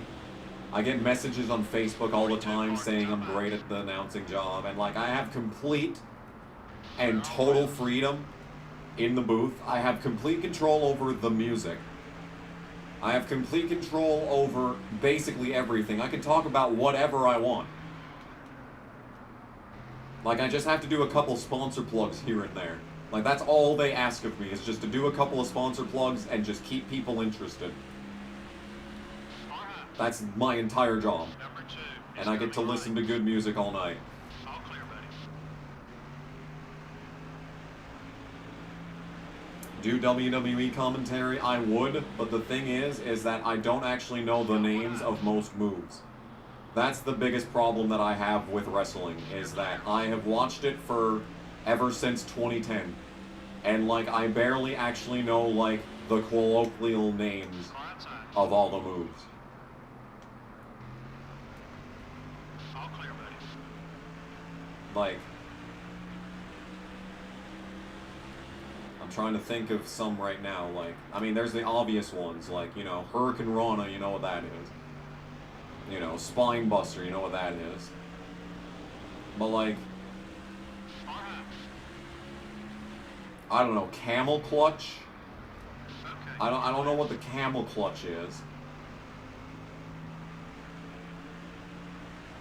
I don't know. Do F1 commentary? I mean, or I'd have to pretend to sound like a foreigner if I did that. Oi. Welcome back to Sky Sports. My name is Ludwig von Kamikaze. I have no idea what my I have no idea what this accent's supposed to be, if I'm honest. Number 7. Well, I just can't sound like an American. That's all I know. The 18 car is gaining on you. Clear.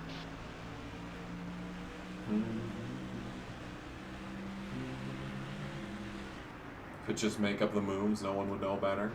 Car high. I mean, you have to start, so you have to start, if you're gonna become a commentator, you have to start somewhere. And if I started in the Indies and was naming wrong moves over and over, everyone would fucking call me a faker. Kamikaze cutter, hell yeah.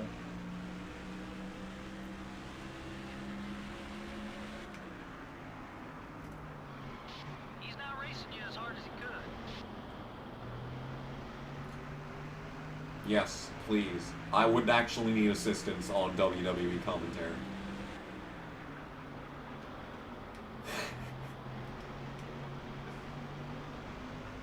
I thought it would be fun to be like a WWE manager where you can just talk mad shit like the entire show.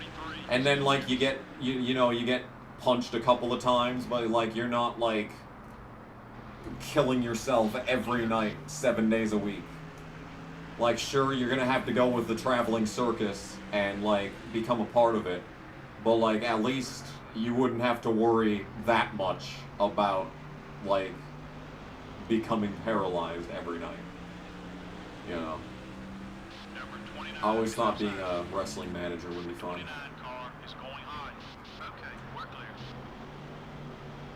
It's like you're always gonna have to take a bump as a manager, but at least it's not every single night.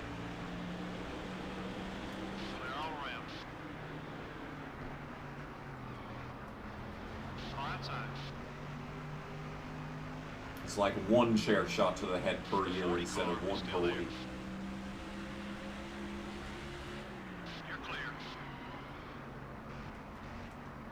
Police come knocking on your door to ask some questions. What will you do? Talk without a lawyer or plead the fifth and get a lawyer? I mean, I guess it just depends on the questions. I mean, I haven't done anything recently that would fall under criminal prosecution. Well, then again, I did speed a lot during the trip. I was driving over the speed limit for the majority of the trip this past week. So, you know, and I definitely did run at least one red light. At least. So, I probably shouldn't say that, actually. There is a very good chance that my driving record has been sullied by this past week. It was not so hot. Lots of going like 20 over in work zones. Is this admissible in court? Maybe I should stop talking. Yeah, don't be buried in concrete while I'm managing. Hold your line. He's still there.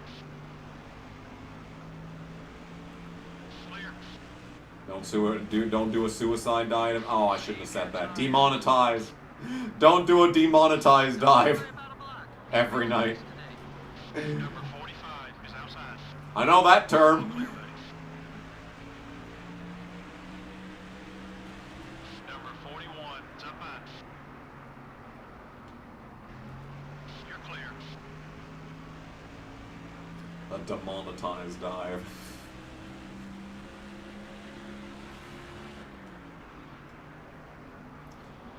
How many races do I do commentary on? I do the entire night. It's not like, well, it is broadcasted occasionally. Well, it used to be broadcasted all the time, but like now it's hardly ever broadcast. And even then, when the actual like mod tour comes through, they bring their own commentators. I've always wanted to go out and like attend a race where the other commentators were there, just to like, you know, add the local insight. But like they've always said, no, you don't need to come when the tour's here. So I don't come. I don't come. I don't need to. I mean, I get paid more in one night by commentating at the track than I would at the hotel. That's true. But on the same token, like, it just interrupts the schedule so much. And if I'm gonna have a day off, I'd rather spend it not working instead of having to go and commentate at the track. Because I enjoy it a lot, but like, it's still something that I consider to be work. So like, when it comes around, I'm still kind of like, I'd rather it get rained out so I can just sleep. But then I go, and I have a great time every single night. And I'm like, damn, why do I not enjoy doing this?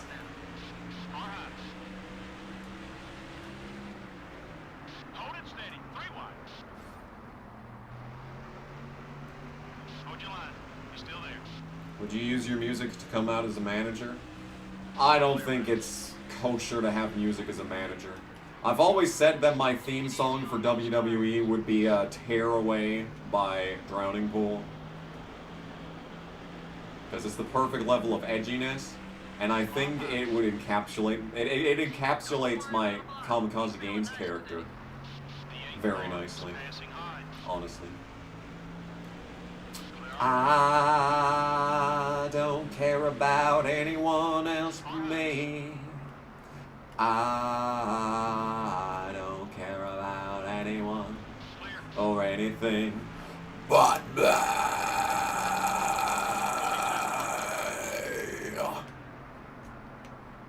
Good stuff.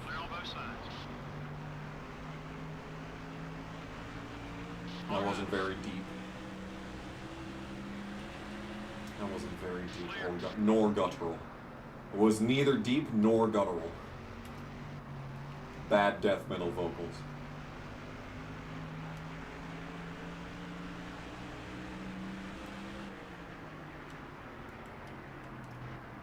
Yo, KG, do you think Hang the Hans is a Mandarinic language or a Wu language?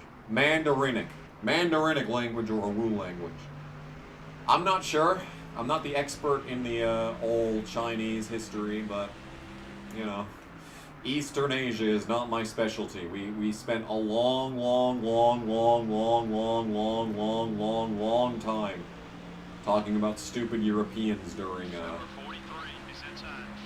high school history class. We literally had to vote on, like, we voted as a class for the final subject in our world history class senior year, and I had to convince everyone else. No, that was a junior year actually. And I had to convince the rest of the class that learning about the Chinese would be a lot more interesting than learning about, like, fucking the Mesopotamians or whatever the other options were. Get ready to learn Chinese, buddy. No, I don't want to do that. I already wasted like 200 days learning Spanish for no reason. The 6 car is still there. Bedtime reminder. How about shut the fuck up reminder? I don't care. Phone.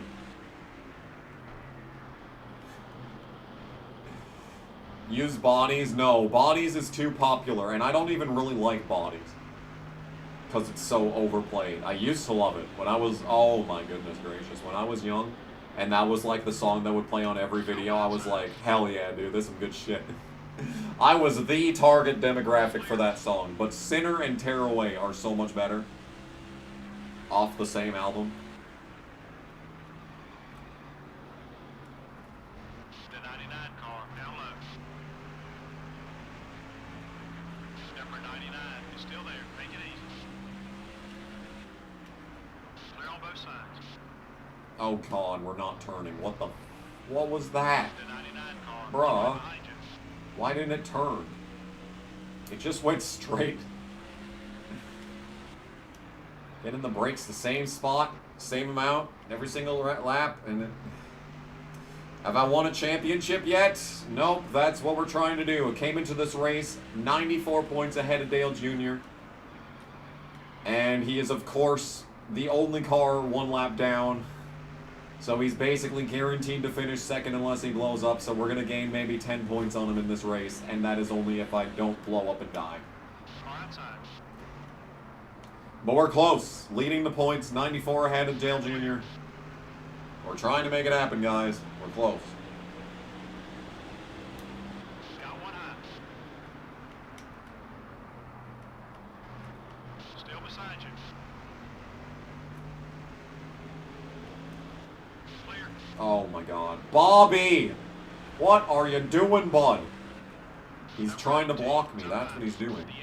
And he's killing himself in the process.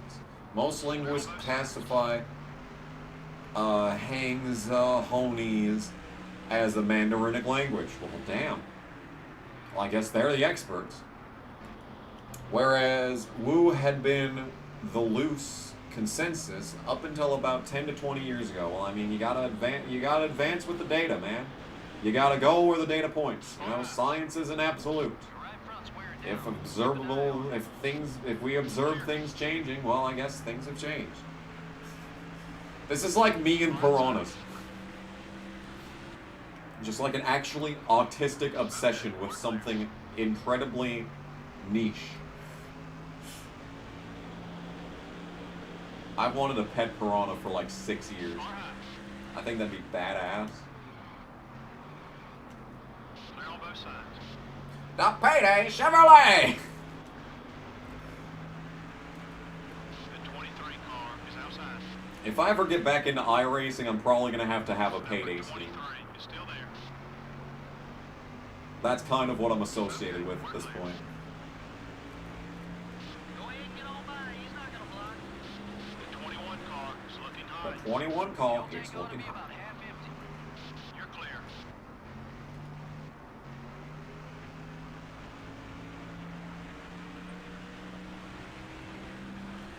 Oh, the Payday Chevrolet.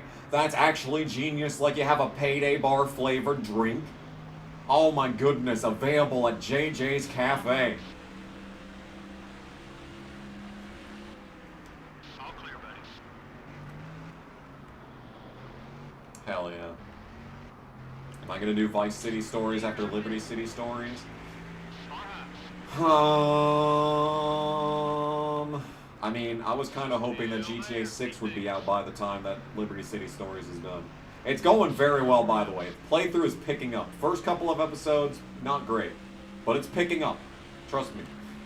You gotta trust me on this one. Like, the first 3 or 4 episodes of every playthrough that I do are kind of mid. But then it picks up around, like, 6 to 12, and then it either gets better or sustains the rest of the way. It depends on the game. It's the same for every game. It was that for LA Rush. It was the same for Pooh's Party Game. First 2 episodes of Pooh's Party Game aren't even that good, but then so many iconic lines come out as the game goes on. I was thinking about playing Pooh's Party Game again, by the way, because apparently there is a difficulty system in that game. Apparently there is a difficulty system in Pooh's Party Game, and I kind of want to see if hard mode is actually hard or not. But I kind of want to do it like as a co-op thing. I was thinking of bringing the game with me to Coda to play it with JC. But that never happened, obviously. There's some leaders coming in. Wish Thrillville would have done well. Same. Number 16 is up high. It's a good game. Clear. It's a good game with great concepts. And the fact that it was released on a console instead of PC exclusive really helped, you know, expand the audience potential. Like, it's not going to be as good as Roller Coaster Tycoon, obviously. But, like, it's still, The 22 I mean, car there is was a getting good up. idea. Like, they had some good ideas.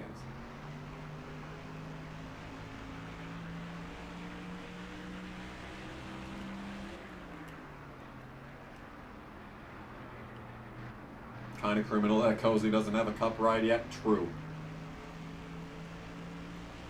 He fucking was at Indianapolis. I didn't see him once. He even went to the little 500. Be careful. You're using up those He tires. sat on the opposite end of the track from us, and I'm just looking on Twitter after the race, and there he is, fucking doing a fucking video of the first wreck, and I'm just like, Cozy was at the little 500 and didn't tell me. I've wanted to meet Cozy for years. He's awesome. He's so fucking good at racing, and he's a cool dude, and etc. etc. Marry me. But like, Both sides. I can't believe we didn't see him at Anderson or Indy. Like that is just abhorrent. Number 15. These facts, they don't care about my feelings. And my feeling is that I wanted to be cozy, but the fact is I didn't. And I just have to fucking mold about it, I guess. Outside. Still there. You know that fucking Clear all around. Vincent Salas guy? He's racing the fucking 91 truck this week. and he's an e-racer. I mean, you never know. You never know. Crazier shit has happened.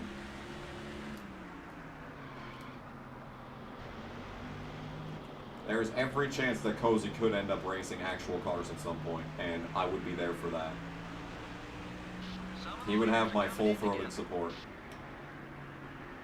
He is so good, you have no idea. How much does it Cozy membership cost? $2.99. I'm Tails. Thank you for becoming a member. Thank you for being a member for 15 months, What the Braden fuck? Taylor. That is equivalent to, almost 2 pregnancy cycles. I don't know.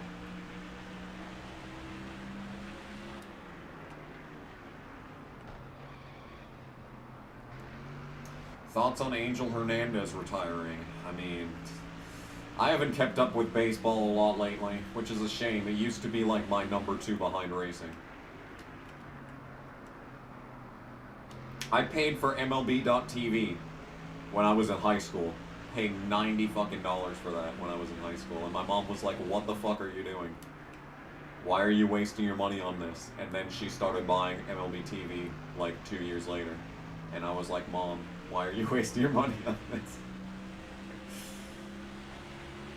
Why are you wasting your money on this when there are perfectly good streams available? Just an ad blocker and a VPN. That's all you need.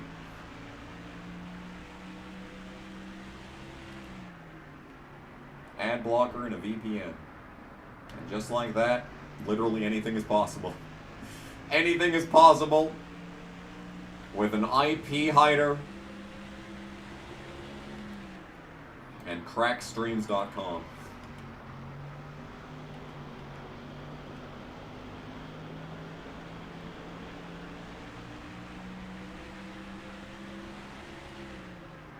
Number 88 is looking high. Quiet side. The 88 car is still there. I know, What If. I'm sorry that I didn't ask for your permission. I will do better. I will do better in the future. Shit Tech VPN. I have not come up with a good shit tech service in a while.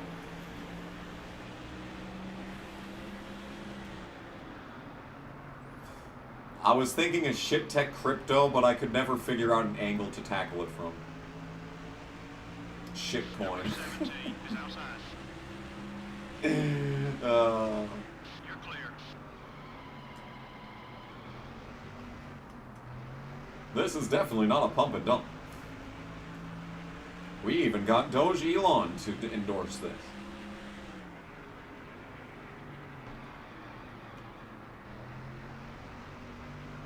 Such currency. Much alternative. Wow.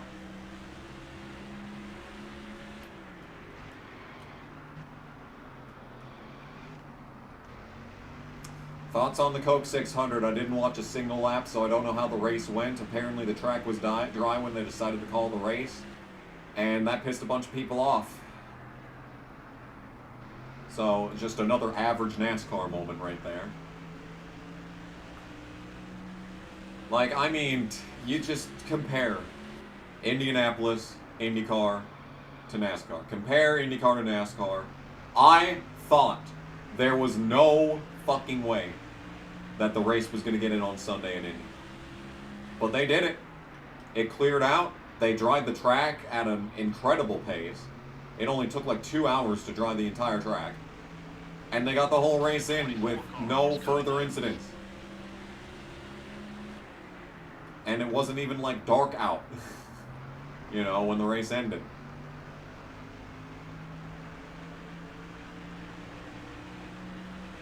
Meanwhile, NASCAR fucking gets to halfway.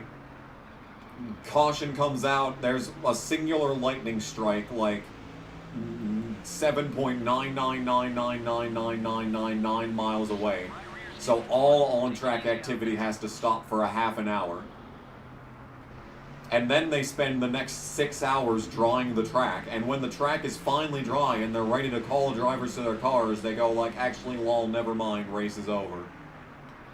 So all the fans that sat in the stands waiting for the race to resume sat there for absolutely no reason getting drenched, sitting in their damp clothes and on the fucking wet seats for 6 hours, only to be told when the race is finally about to restart that they're fucking calling it. Meanwhile, IndyCar, they fucking, you know, they said to clear the grandstands like 20 minutes, not even 20 minutes, like 45 minutes. They told the fans to clear the grandstands like 45 minutes before the rain started. And then they dried the track and got the race in. Like, I don't know what to say. I don't know what to tell you, man. Stupid. Stupid and dumb.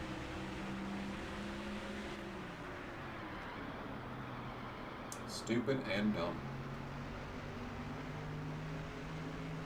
The 24 car is outside. Anyway, I should probably pit at some point, because these guys are starting to catch up on me, not like it matters. Yeah, we're pitting now. It's up high. Hitting the car. Don't worry about a block. He's feeling nice. Don't worry about a block. One car now hits pit road, begins the long journey down to the end of the pit road. The crew guys run on the wall, trying to find out if this is a scheduled stop or if there is a problem with the car. Should have run the rest of the race on Monday. Yeah. I mean, that feels completely reasonable. I mean, they could have just restarted the race when the track was dry. They fucking finished, what, wasn't it like 3 a.m. local time at Daytona in 2016 when they finished the July race? Like, I swear it was like 1 or like midnight here. Or at my house where I lived before moving here. I swear it was like midnight and that race was finished. So, like, what was stopping them? I probably had to work at 3 the next day too, so. No, this was 2016. I probably had to work at 7.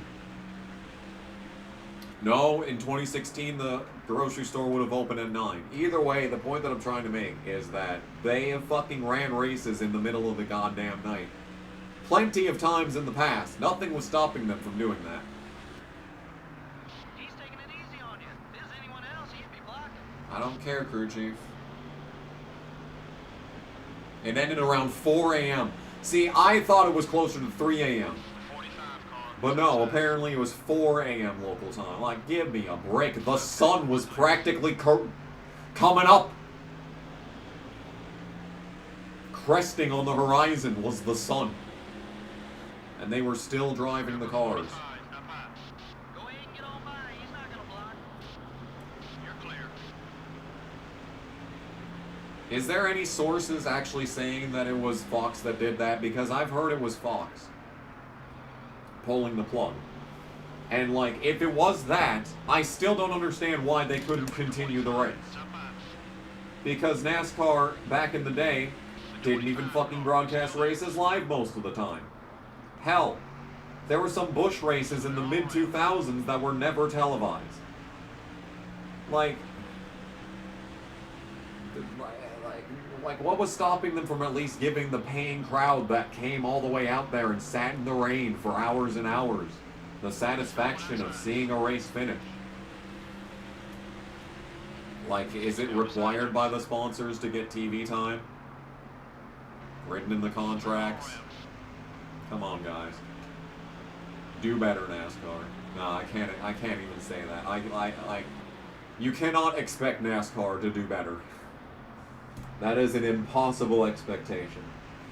They are basically the poster organization for making the worst possible decisions at the worst possible time. Got one outside.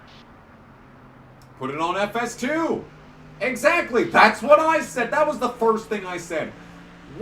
Like FS2, whenever we're forced to watch that for a race, that shit, like, it has the same 3 commercials over and over for programming on FS2. Like, there's absolutely no sponsor dollars on that channel. Like, there is no reason not to put it at least on FS2. And it's not like anything else was being broadcast on FS1. You're tearing me apart, Lisa! Because it was 1 a.m. What are they broadcasting on FS1 at 1 a.m.? That needed to be on so badly. A rerun of fucking Skip Shannon? If that shit's even on the air still? I don't think it is. I think they stopped airing that, which they never should have been airing it in the first place, but like, you know. Put it on Fox Nation, true. Subscription-based service, but like whatever. At least they'd have an open channel on there for it. Car pass. The 5 cars coming high. You're clear. Number 5, it's up high. Okay, we're clear.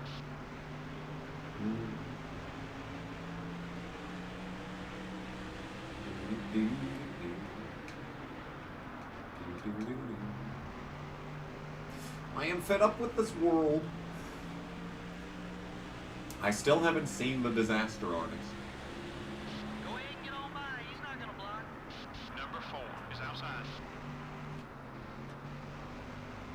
All clear, buddy.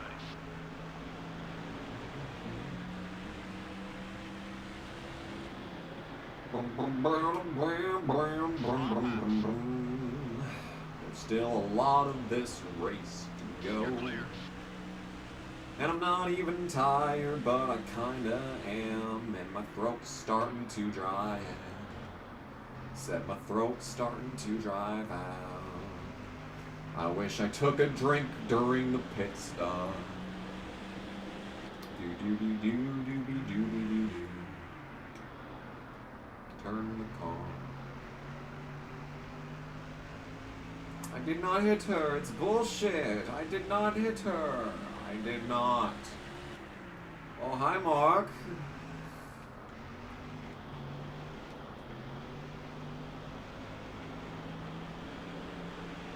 Car outside. Oh my god, finally JC is here. Still beside you. Oh my god, and we're gonna get a 60 with Marlin for no reason. Number 40. Thanks. I love when the car goes straight into the corner without turning for absolutely no reason. JC, I've been shit-talking you this entire stream. You have to go back and watch the entire thing to get the blurbs and blips. I'm taking Braden's side this time, I'm sorry. Unexcusable!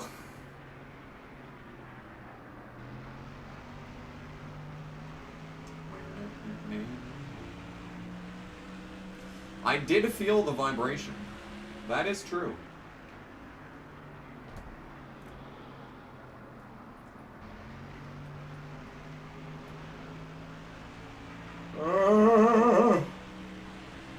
God, I'm tired. Okay, I've decided I'm tired, actually. I haven't heard any thunder in a while, so Car pass. I don't think that's the reason. Hold your line. He's still there. Number 43 is passing high. You're clear.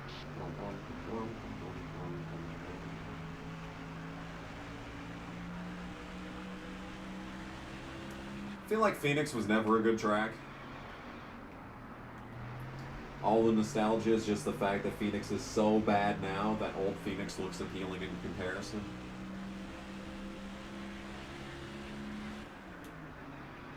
Like 2011 it was really good, but like almost every race in 2011 was great.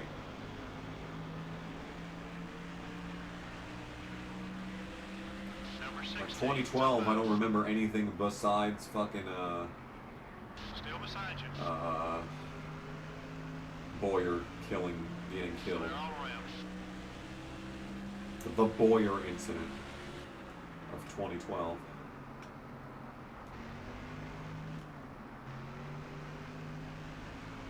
Were they good vibrations? No, they most certainly were not good vibrations.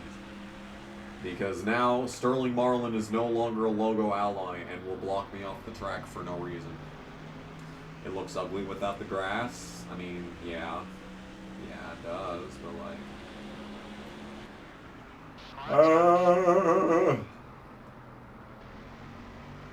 Okay, I'm suddenly super tired now. I haven't even taken my pills yet, and like, here I am, tired.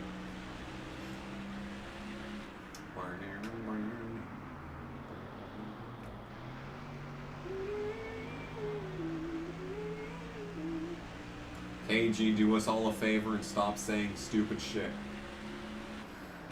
Alright, I guess I'll just turn the microphone off then. Is coming right. I guess a little respect pays off. You're not blocking like usual. Clear on both sides.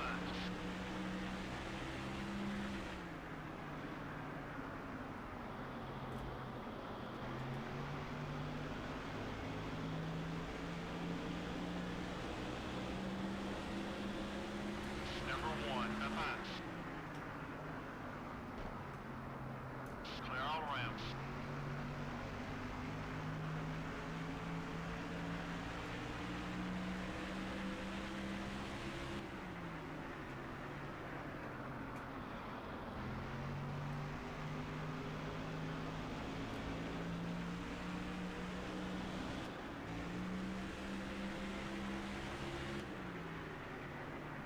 Number 23, it's up high. That's someone we can trust out there. You're clear.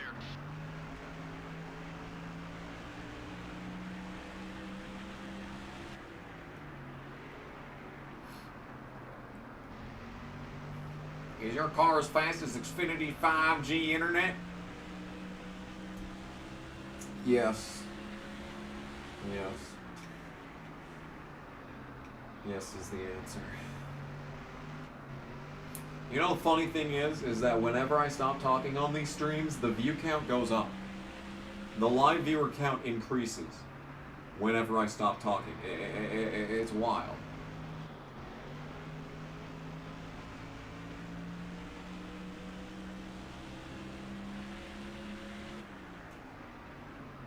Oh, I don't know what that stupid comments video is gonna be. Up high.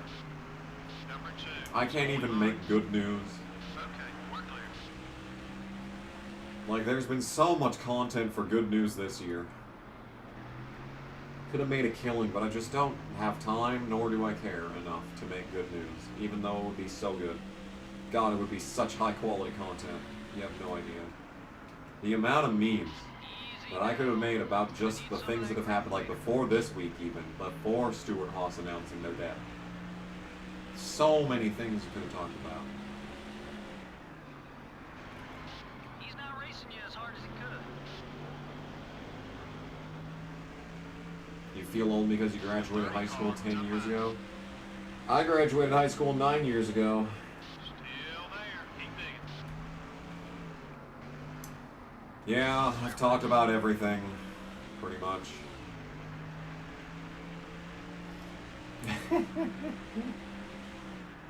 Number 30, it's coming up quick.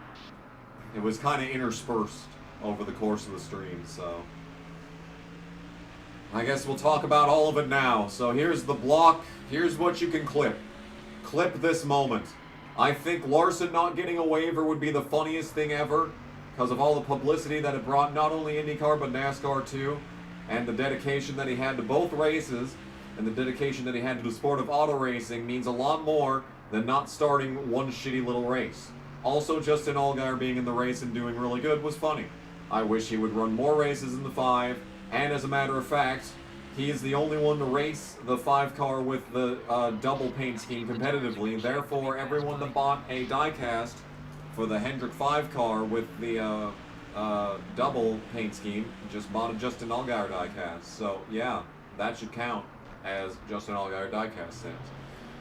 As far as Indy 500, I don't know what to say and beyond. It's complicated. Coke 600, I literally have not watched a minute of that race.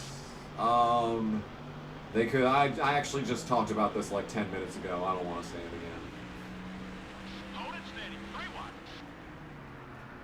Wow, my viewers' power is going out. We're clear. Mine isn't even going up, but my viewers' powers are going out. This is the strength that I have on this streaming platform that we call YouTube. Hold your line. You're still there. Take it easy. Clear on both sides.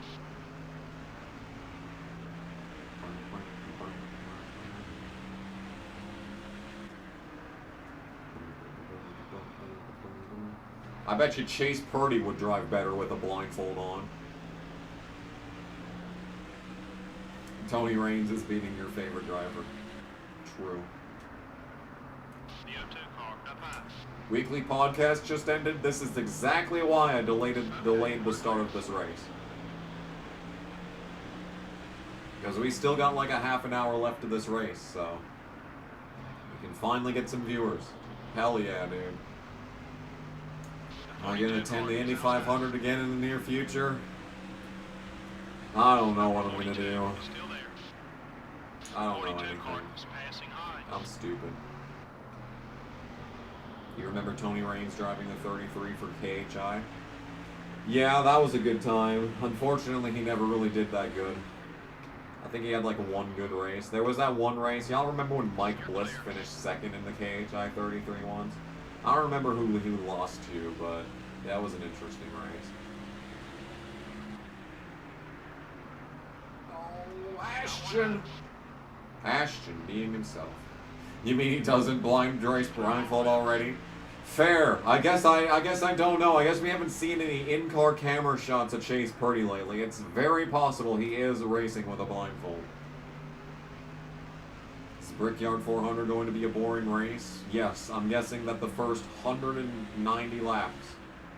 I think, no, 150 laps. It should be 160 laps. 100, whatever how many... The last 10 laps are going to be stupid, and that's all anyone's going to remember, and they're going to say it's a great race. That's what I'm trying to say.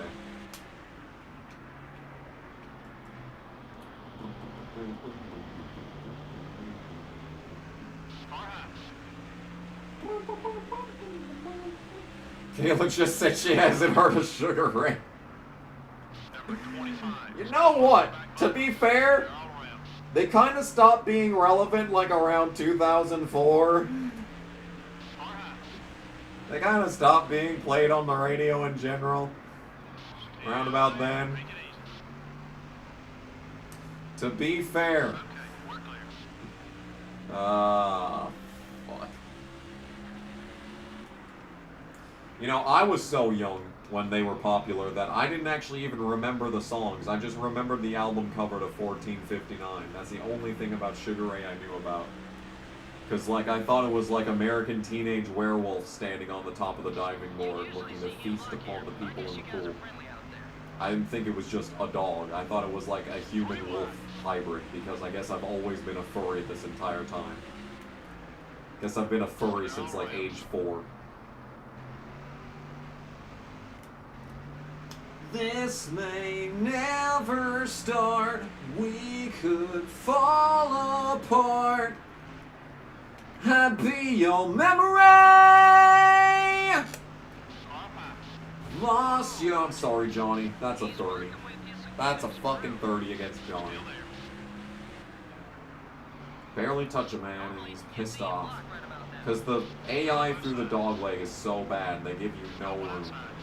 They follow a preset track every single time. Like, at least on these corners, they're like, at least move up out of the way when you come close to them. You know, like Ward. Ward is moving slightly up the track right there. That was a fucking 10! Braden Taylor with the 5. Thank you for that. I'm probably going to wreck myself reading this. Trying to send you this 5 a few minutes ago, but YouTube decided to go full retard and freeze on me. Anyway, here you go. Well, thank you. Thank you for the 5, and thank you for the opportunity to say the word retard. Both of those things are... 5! You're gonna give me 5! Tried to send you this 5 a few minutes ago, but YouTube decided to go full retard and freeze on me. Anyway, here you go. Headphones up. I was trying to send a super chat on the Styx live stream a while back. It was during one of the primary streams that Styx was doing. Styx Hexenhammered 666, for those who don't know. And I tried to send a super chat to let people know about Austintario for Congress, but YouTube kept not letting me send it. It was like a $50 super chat, too. And YouTube just refused to send it. I refreshed YouTube like 4 times, and it just refused to let me send it. I was so mad.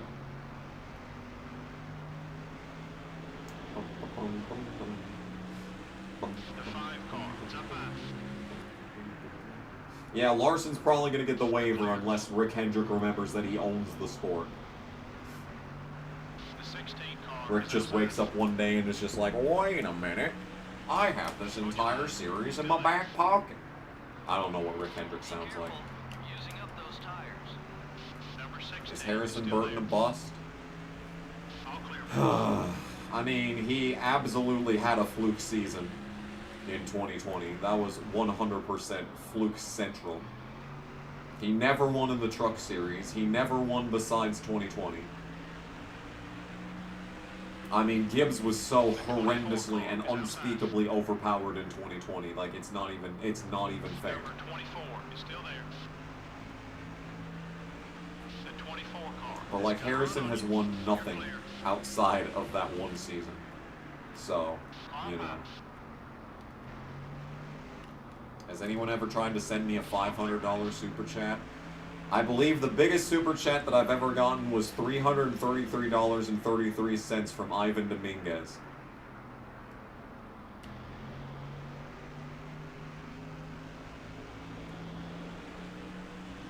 I know Mexican Link sent me a big donation once, but I don't remember how much it was.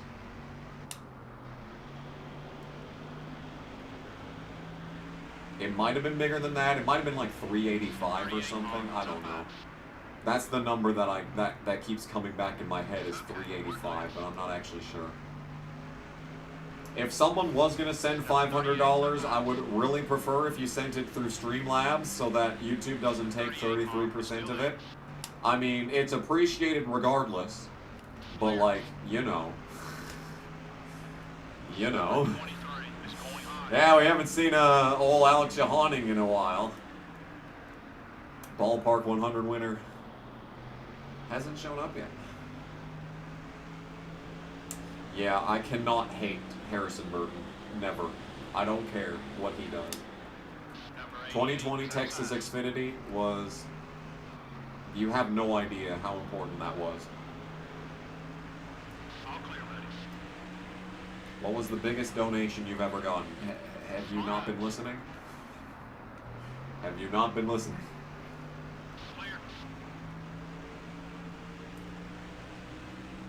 Are your headphones on? Headset working? Boat a lost sheep. You got your ears on? Harrison is better than Jeb. I mean, yeah. That doesn't take much, though.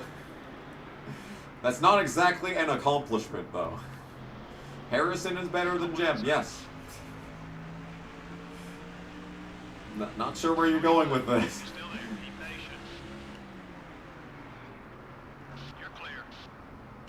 Do I think Ryan Preece is out of NASCAR entirely after 2024? You just retracted that message, but I'm still going to answer the question. I think he could end up being part-time in Xfinity again, or maybe just maybe a full-time in the Truck Series somewhere. Like Thor Sport, for example. Maybe Crafton will finally retire and that'll open up a seat there. But like, the thing that I have thought about, like, this is like my like unhinged conspiracy theorist idea, is that Ryan Preece has been supported by Kevin Harvick ever since like a long time. I don't exactly know how long, but it's been a while. And he had the Hunt Brothers sponsorship when he won Nashville those times, and he's been supported by Kevin Harvick a lot. I think there is a chance that Kevin Harvick reopens KHI as a team in the Truck Series and fields Ryan Preece full-time. I would think there is a chance he could get Hunt Brothers back from Logano, or they could split Logano and Preece. And then from there, just find some, I don't know, find some additional help, like maybe partner with like Halmar Friesen or some shit. Partner with Stuart Friesen's team. Have the 52 and the 92. I don't know, dude. That's my unhinged conspiracy theory. Now, as opposed to my idea of Stewart Haas selling 2 of their charters and Alex Bowman being the GRM Cup Series driver, that's not an official prediction. That's just an unhinged fantasy idea that, like, it seems feasible, but, like, I know will never happen.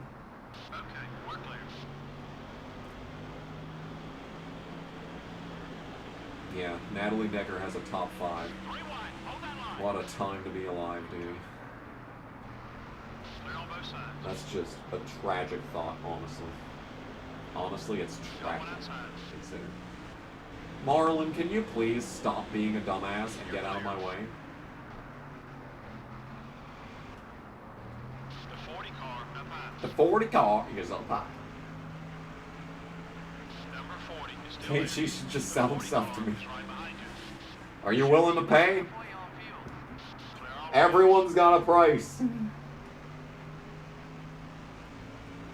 Name your price.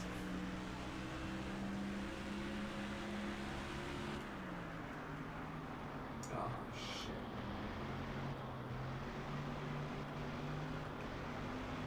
The 32 car is outside. Natalie got net lap twice in or like twice in 2 laps at Charlotte. Keep digging. Hold your line. I don't even know what to say, honestly. All clear, buddy.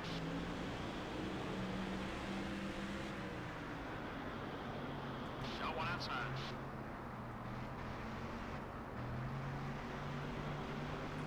Like, I know Natalie has a better finish than Deegan in the Truck Series.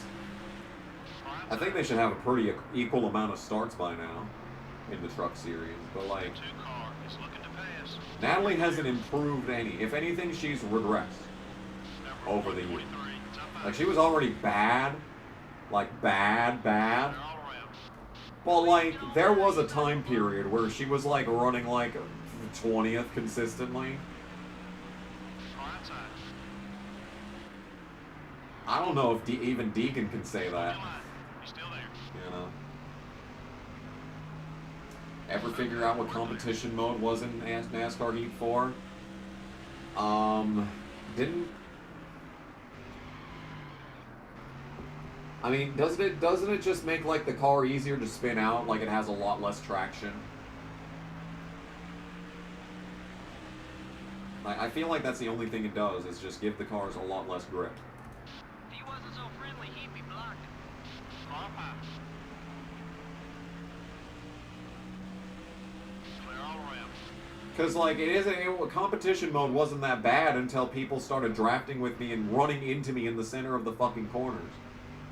Like, you're already loose off on both ends of the Charlotte track, and then you factor in competition mode making the car even looser, and now you got fucking guys drafting you from behind and fucking running into you. Like, so bad.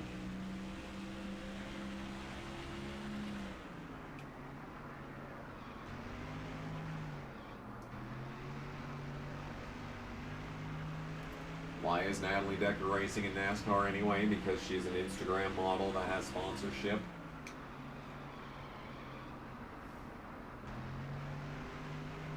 Same reason that most other fucking losers are driving in Xfinity trucks. They have financial backing regardless of their skill level. The 42 car is outside. Worn tires won't help us. Be careful. Number 42 is still there. The 42 car is coming I up will quick. say this though, we've seen 2 races out of Isabella Robusto. She drove great at Phoenix and drove fine at wherever the fuck she raced and finished second. I think the race at Phoenix was better than the race where she finished second, honestly. Clear. Like, she's racing this week at the Portland Arca West race. So it's going to be interesting to see her on a road course. But, like, she's already shown, I think, a little bit more than Deegan in just the Phoenix The race. 9 car is outside. Because she was passing, like, she passed Enfinger at one point, and she was racing with other Venturini cars, and, like, it was like she was on an equal footing with everyone else. Still there. Number 4 is looking high. Okay, we're clear.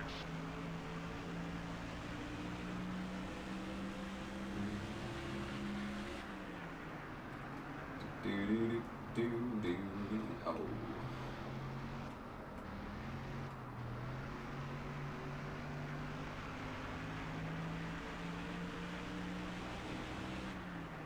Deegan got moved up to NASCAR too fast. I mean, I don't know about that. Like, in a way, yes, you're correct. But at the same time, ARCA is not exactly a hallmark of talent. Especially when Deegan was racing. Like, that was a particularly bad year for ARCA. Like, this year, for example, this year is probably the best year of ARCA since 2018. Which is kind of insane to think about. Number 5 is outside. Like, Deegan definitely could have used another year in ARCA, but like, with the competition that was racing there, like, what was you really going to gain from it? The 23 car has got a run on you. I think the problem for Deegan is that she figured out how to race short tracks in the, at the time, K&N cars. Then moved up to ARCA, which I think has just a little bit more horsepower. But she had a couple of decent races that year in ARCA. She led a bunch of laps one time.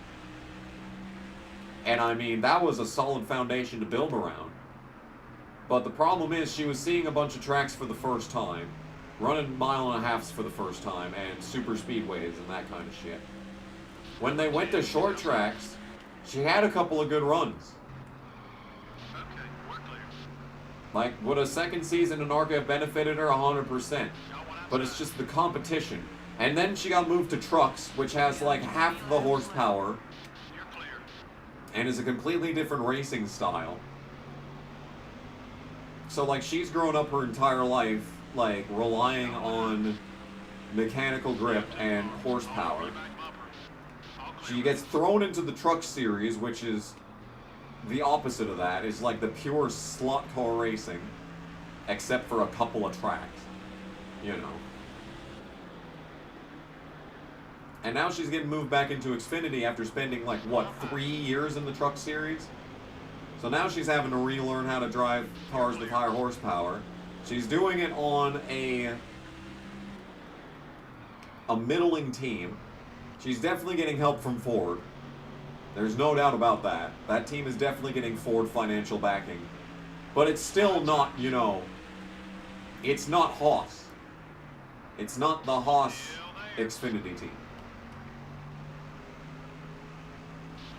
It's still a small team, single car organization. Like, she's basically taken the worst possible path through NASCAR that you could in today's day and age. That being said, she hasn't improved any. She never improved at all in the truck series. She's only gotten worse in Xfinity. Like, you can make excuses day and night about how different the cars are and how tumultuous her time has been in NASCAR. But, like, she's just regressed. She's done nothing but regress. I'd love to race ARCA. Call me up, Wayne Peterson. I'll park your fucking car for one lap. What game will I be streaming after Thunder 2004 is finished? Do I know what game? The answer is yes. I have decided what we're going to do after this. I don't know if it's the right decision or not, because I just had another idea the other day that I think would be really funny, but also get really tedious after a while. But, no, I have decided what we're going to do. And we'll just see how it goes.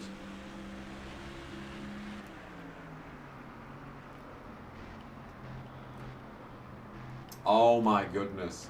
If there was a way to have, like, yeah, there should be a way to do, like, LAN servers for this game. You would think that there would be a way to do LAN servers for this game. I think doing NASCAR 2004 leagues would be amazing. I would be there in a heartbeat. I would be participating in a heartbeat. Number 99, all over your back bumper. Okay, we're clear.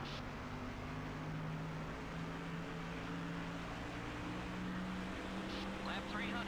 Keep I don't know if anyone's ever tried to start hosting a LAN server for this game. I'm pretty sure there have been some NASCAR games where LAN servers were possible on PS2 online. But I'm not sure if this is one of them. Got one outside.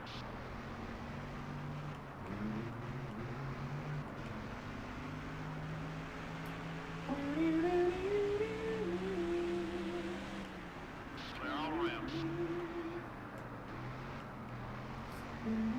All right. Blaine Perkins is the only one with a worse average finish. Yep. I think Ryan Truex is ahead of Deegan in points despite running like 7 less races or some shit. Number 88 coming up quick. Okay, we're clear.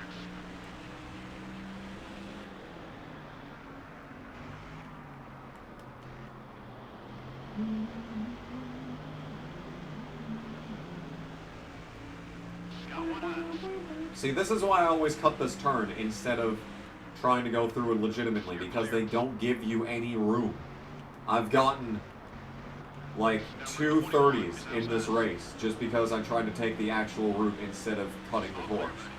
Just 10 laps. Just because the AI doesn't give you any fucking room. That's why I always cut the curb then.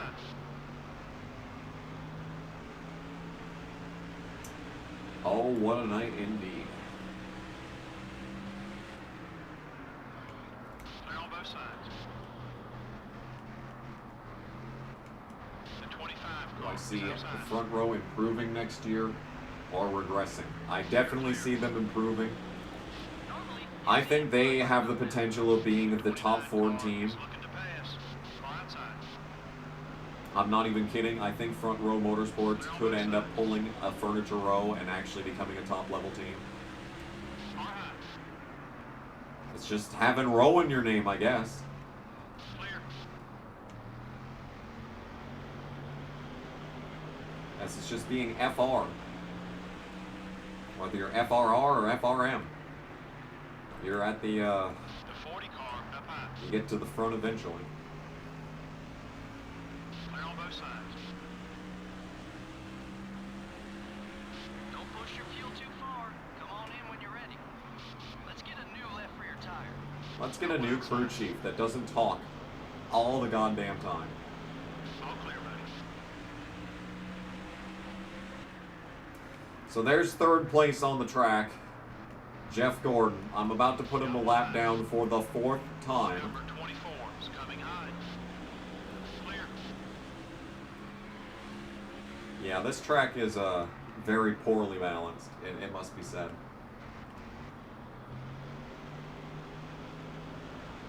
Seven to go, sponsored by 7-Eleven. 7-Eleven also coincidentally would be sponsoring the 11th lap if it wasn't for the 9/11 Remembrance Committee.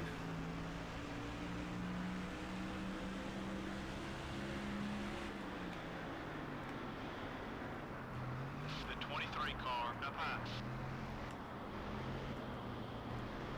Clear all around. Yeah, after this, there are 2 races left in the Tony Raines playthrough. This was started in 2020. I've been at this for 4 years. 4 years of trying to get this championship on 100% race length for all races on Legend difficulty. And even if you don't count the first iteration, it's still February 2021. That's still 3.5 coming up on years of doing this playthrough. This one specifically. This version of events. This timeline, if you will.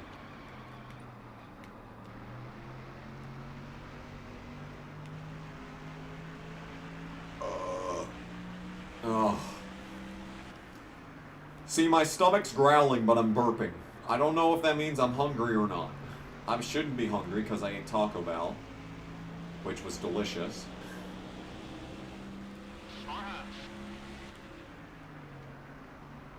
I shouldn't be hungry, and yet. We're clear. And yet.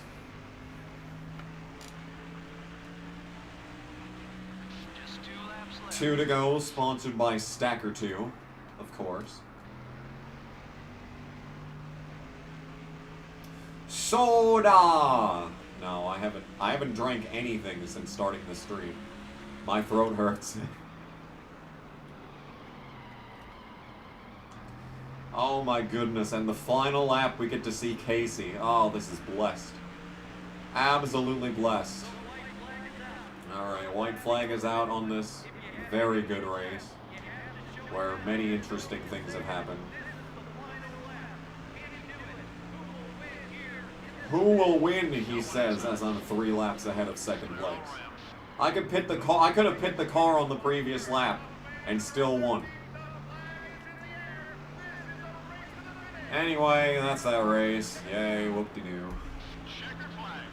Checkered flag. Making a compilation of the best moments playing this. I don't know if you mean just this playthrough or playing Thunder 2004 in general. That's not going to be easy.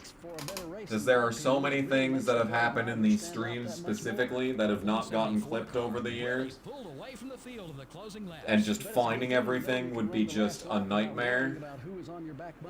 The 174 car ran a very respectable race, and I think some other drivers are taking notice. There's no better feeling. Failed post-race inspection, docked 175 points. Bruh. Why? Why would you do this to me? Okay, that was a fun race where a lot of interesting things happened. Stewart blew up, or had to pit at the end. Look at that! Look at his ass sitting on pit road. Yay! We won again! Woo! Everyone is very surprised by the fact that we've won again. No one could have seen it coming. This is actually insane. Oh my, wow, what a surprise. Anyway, look at all this money! Hey, we got money. Oh, well, that's 302 laps led. Oh, man. Sterling Marlin 4th, good run for him. Mark 8th. Johnson finishes 13th after starting 5th. Ward 16th. Terry Labonte, another great day in DraftKings. Johnny drives from 34th to 19th. That's solid, actually. Dave Dunn finishes 20th. Jeff Green 24th. Robbie Gordon 27th.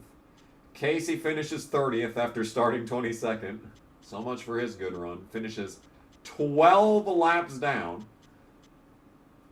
As far as blown ups, we've got Newman blew up. Stewart did in fact blow up. Another bad run for Stewart. We lost Newman, Montgomery, and Mayfield as well. Wow. Anyway. Oh no. Anyway. Margin of victory, 2 laps. That is the most dominant race win, I think, of this entire playthrough by anyone. I think that's better than when Gordon lapped the field at Bristol. I think we led a bigger percentage of this race than Gordon did in that one. Because I think he had to drive up from the back in that race, so it took him a while to get up there. Alright, well, that leaves us 104 points. After all that, the most dominant win in the entire history of this playthrough. And what do we get out of it over Dale Jr.? 10 points. That's what we get, is just 10 points. 10 points gained. The championship is not over yet. We still have 4 drivers in contention. If Harvick and Gordon do not gain points on me in the next race, they are eliminated. If I gain, I think, like 70 points on Dale Jr., or not even that, probably closer to like 50. 50 points gained on Dale Jr. If he finishes outside the top 5, we should lock up this championship race early. which is insane to think about considering the fucking journey that we've been on. Like, look at this. 2003, we had 6 poles, no top 10s, average finish of 32nd, 39th in points. Then last season, I got 3 wins, but finished 30th in points. And now we're just dominating. Dale Jr.'s average finish is 9.0, and our average finish is 9.3. That's frustrating. Great average start, 7. 7 flats, pretty solid, pretty solid. How does that compare to, how do these stats compare to well, actually, I don't think I saved. No, this'll be the, that's the 0 top 10s career. This is the, no sponsors career. Yeah. Oh, I forgot to save after Martinsville here. Yeah, let's... 5 wins, 19 top 5s. Average start 16.5. A better average finish. Interesting. Very, very interesting. Anyway, thanks for watching. This has been Kamikaze Games. Playing more of this game. NASCAR Thunder 2004. 100% race length career mode is 20 races. There are 2... count them, 2 races to go in this unbelievable saga. I want to thank everyone for coming out over the years, for enjoying this playthrough and whatnot. We are going to read the super chats. More Fast and Furious. I don't know if I'm going to play more Fast and Furious. I don't think I'm going to get more Fast and Furious in, but Braden Taylor gave me 5. For YouTube freezing on me, or him, I mean.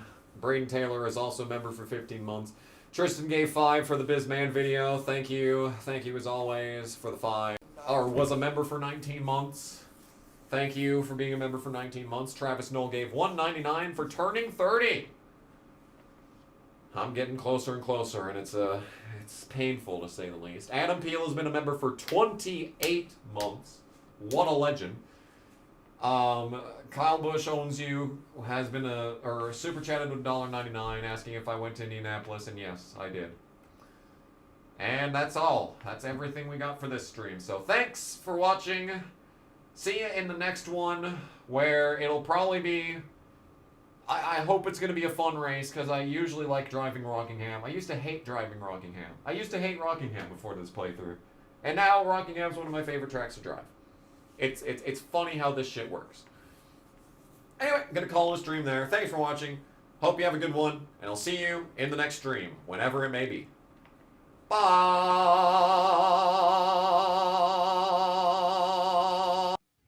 Hello, YouTube. My name is Bernie Sanders, and I want to personally thank you for tuning into tonight's stream on the Kamikaze Games channel. But you all know why I'm here. Yes, that's right. I am once again asking for your financial support. As you are very well aware, there are no exterior sponsorships, including ones from the top 0.1%, on the Kamikaze Games channel. All profits are made entirely from viewers such as yourself. In the chat of every video, which would be on this side of the screen, you can send super chats to Kamikaze Games should you please. Also, in the description of every video, there is a link to Streamlabs, where you can send direct contributions to the Kamikaze Games channel without giving YouTube a cut.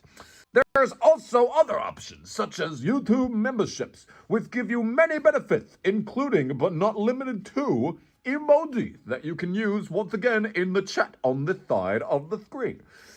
But if that's not enough for you viewers, I understand in this growing and changing world, there may be other ways that you would like to contribute to the Kamikaze Games channel, and that is where I send you over to the Kamikaze Games Spring Store, which is also in the description of every video and has a page on the Kamikaze Games YouTube channel when you select the videos. So At the Kamikaze Games Spring Store, you can find many amazing products, such as the normal stuff that you would find in a spring store, like the official Kamikaze Games t-shirt.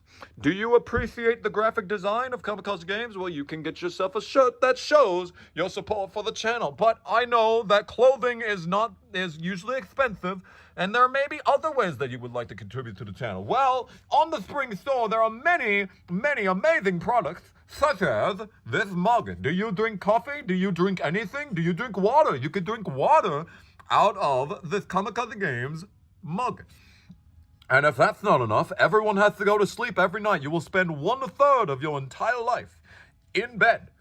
Why don't you go to bed with Kamikaze Games? Do you want to sleep with Kamikaze Games? Well, now you can with the official Kamikaze Games pillow. Very good stuff. You can find all of these amazing products in the Kamikaze Games Spring Store in the description of every video. But if that's not enough, ladies and gentlemen in the audience, I have given you plenty of options to send your financial support to Kamikaze Games directly. But if none of this is something that you enjoy, if you don't wear clothing, if you don't drink coffee, if you don't sleep, I bet you listen to music. Did you know that Kamikaze Games is a recording artist with count 'em, two albums for sale on his eBay store? On the left, you see his original gas station CD. Admittedly, by Kamikaze Games himself, it's not a very good album, so, maybe not pick that one. But the one to the right is his follow-up album, Take Me Home. With this one is better. It's, half the album is really good. And Kamikaze promises that in the future, he will eventually release an album that is good from start to finish. But for the most part, Take Me Home is good at least 50% of the time. All of these options are available to you, the viewer. Once again, thank you for tuning into today's stream, and we will see you in the next one. I have been Bernie Sanders, and I hope you have a good night.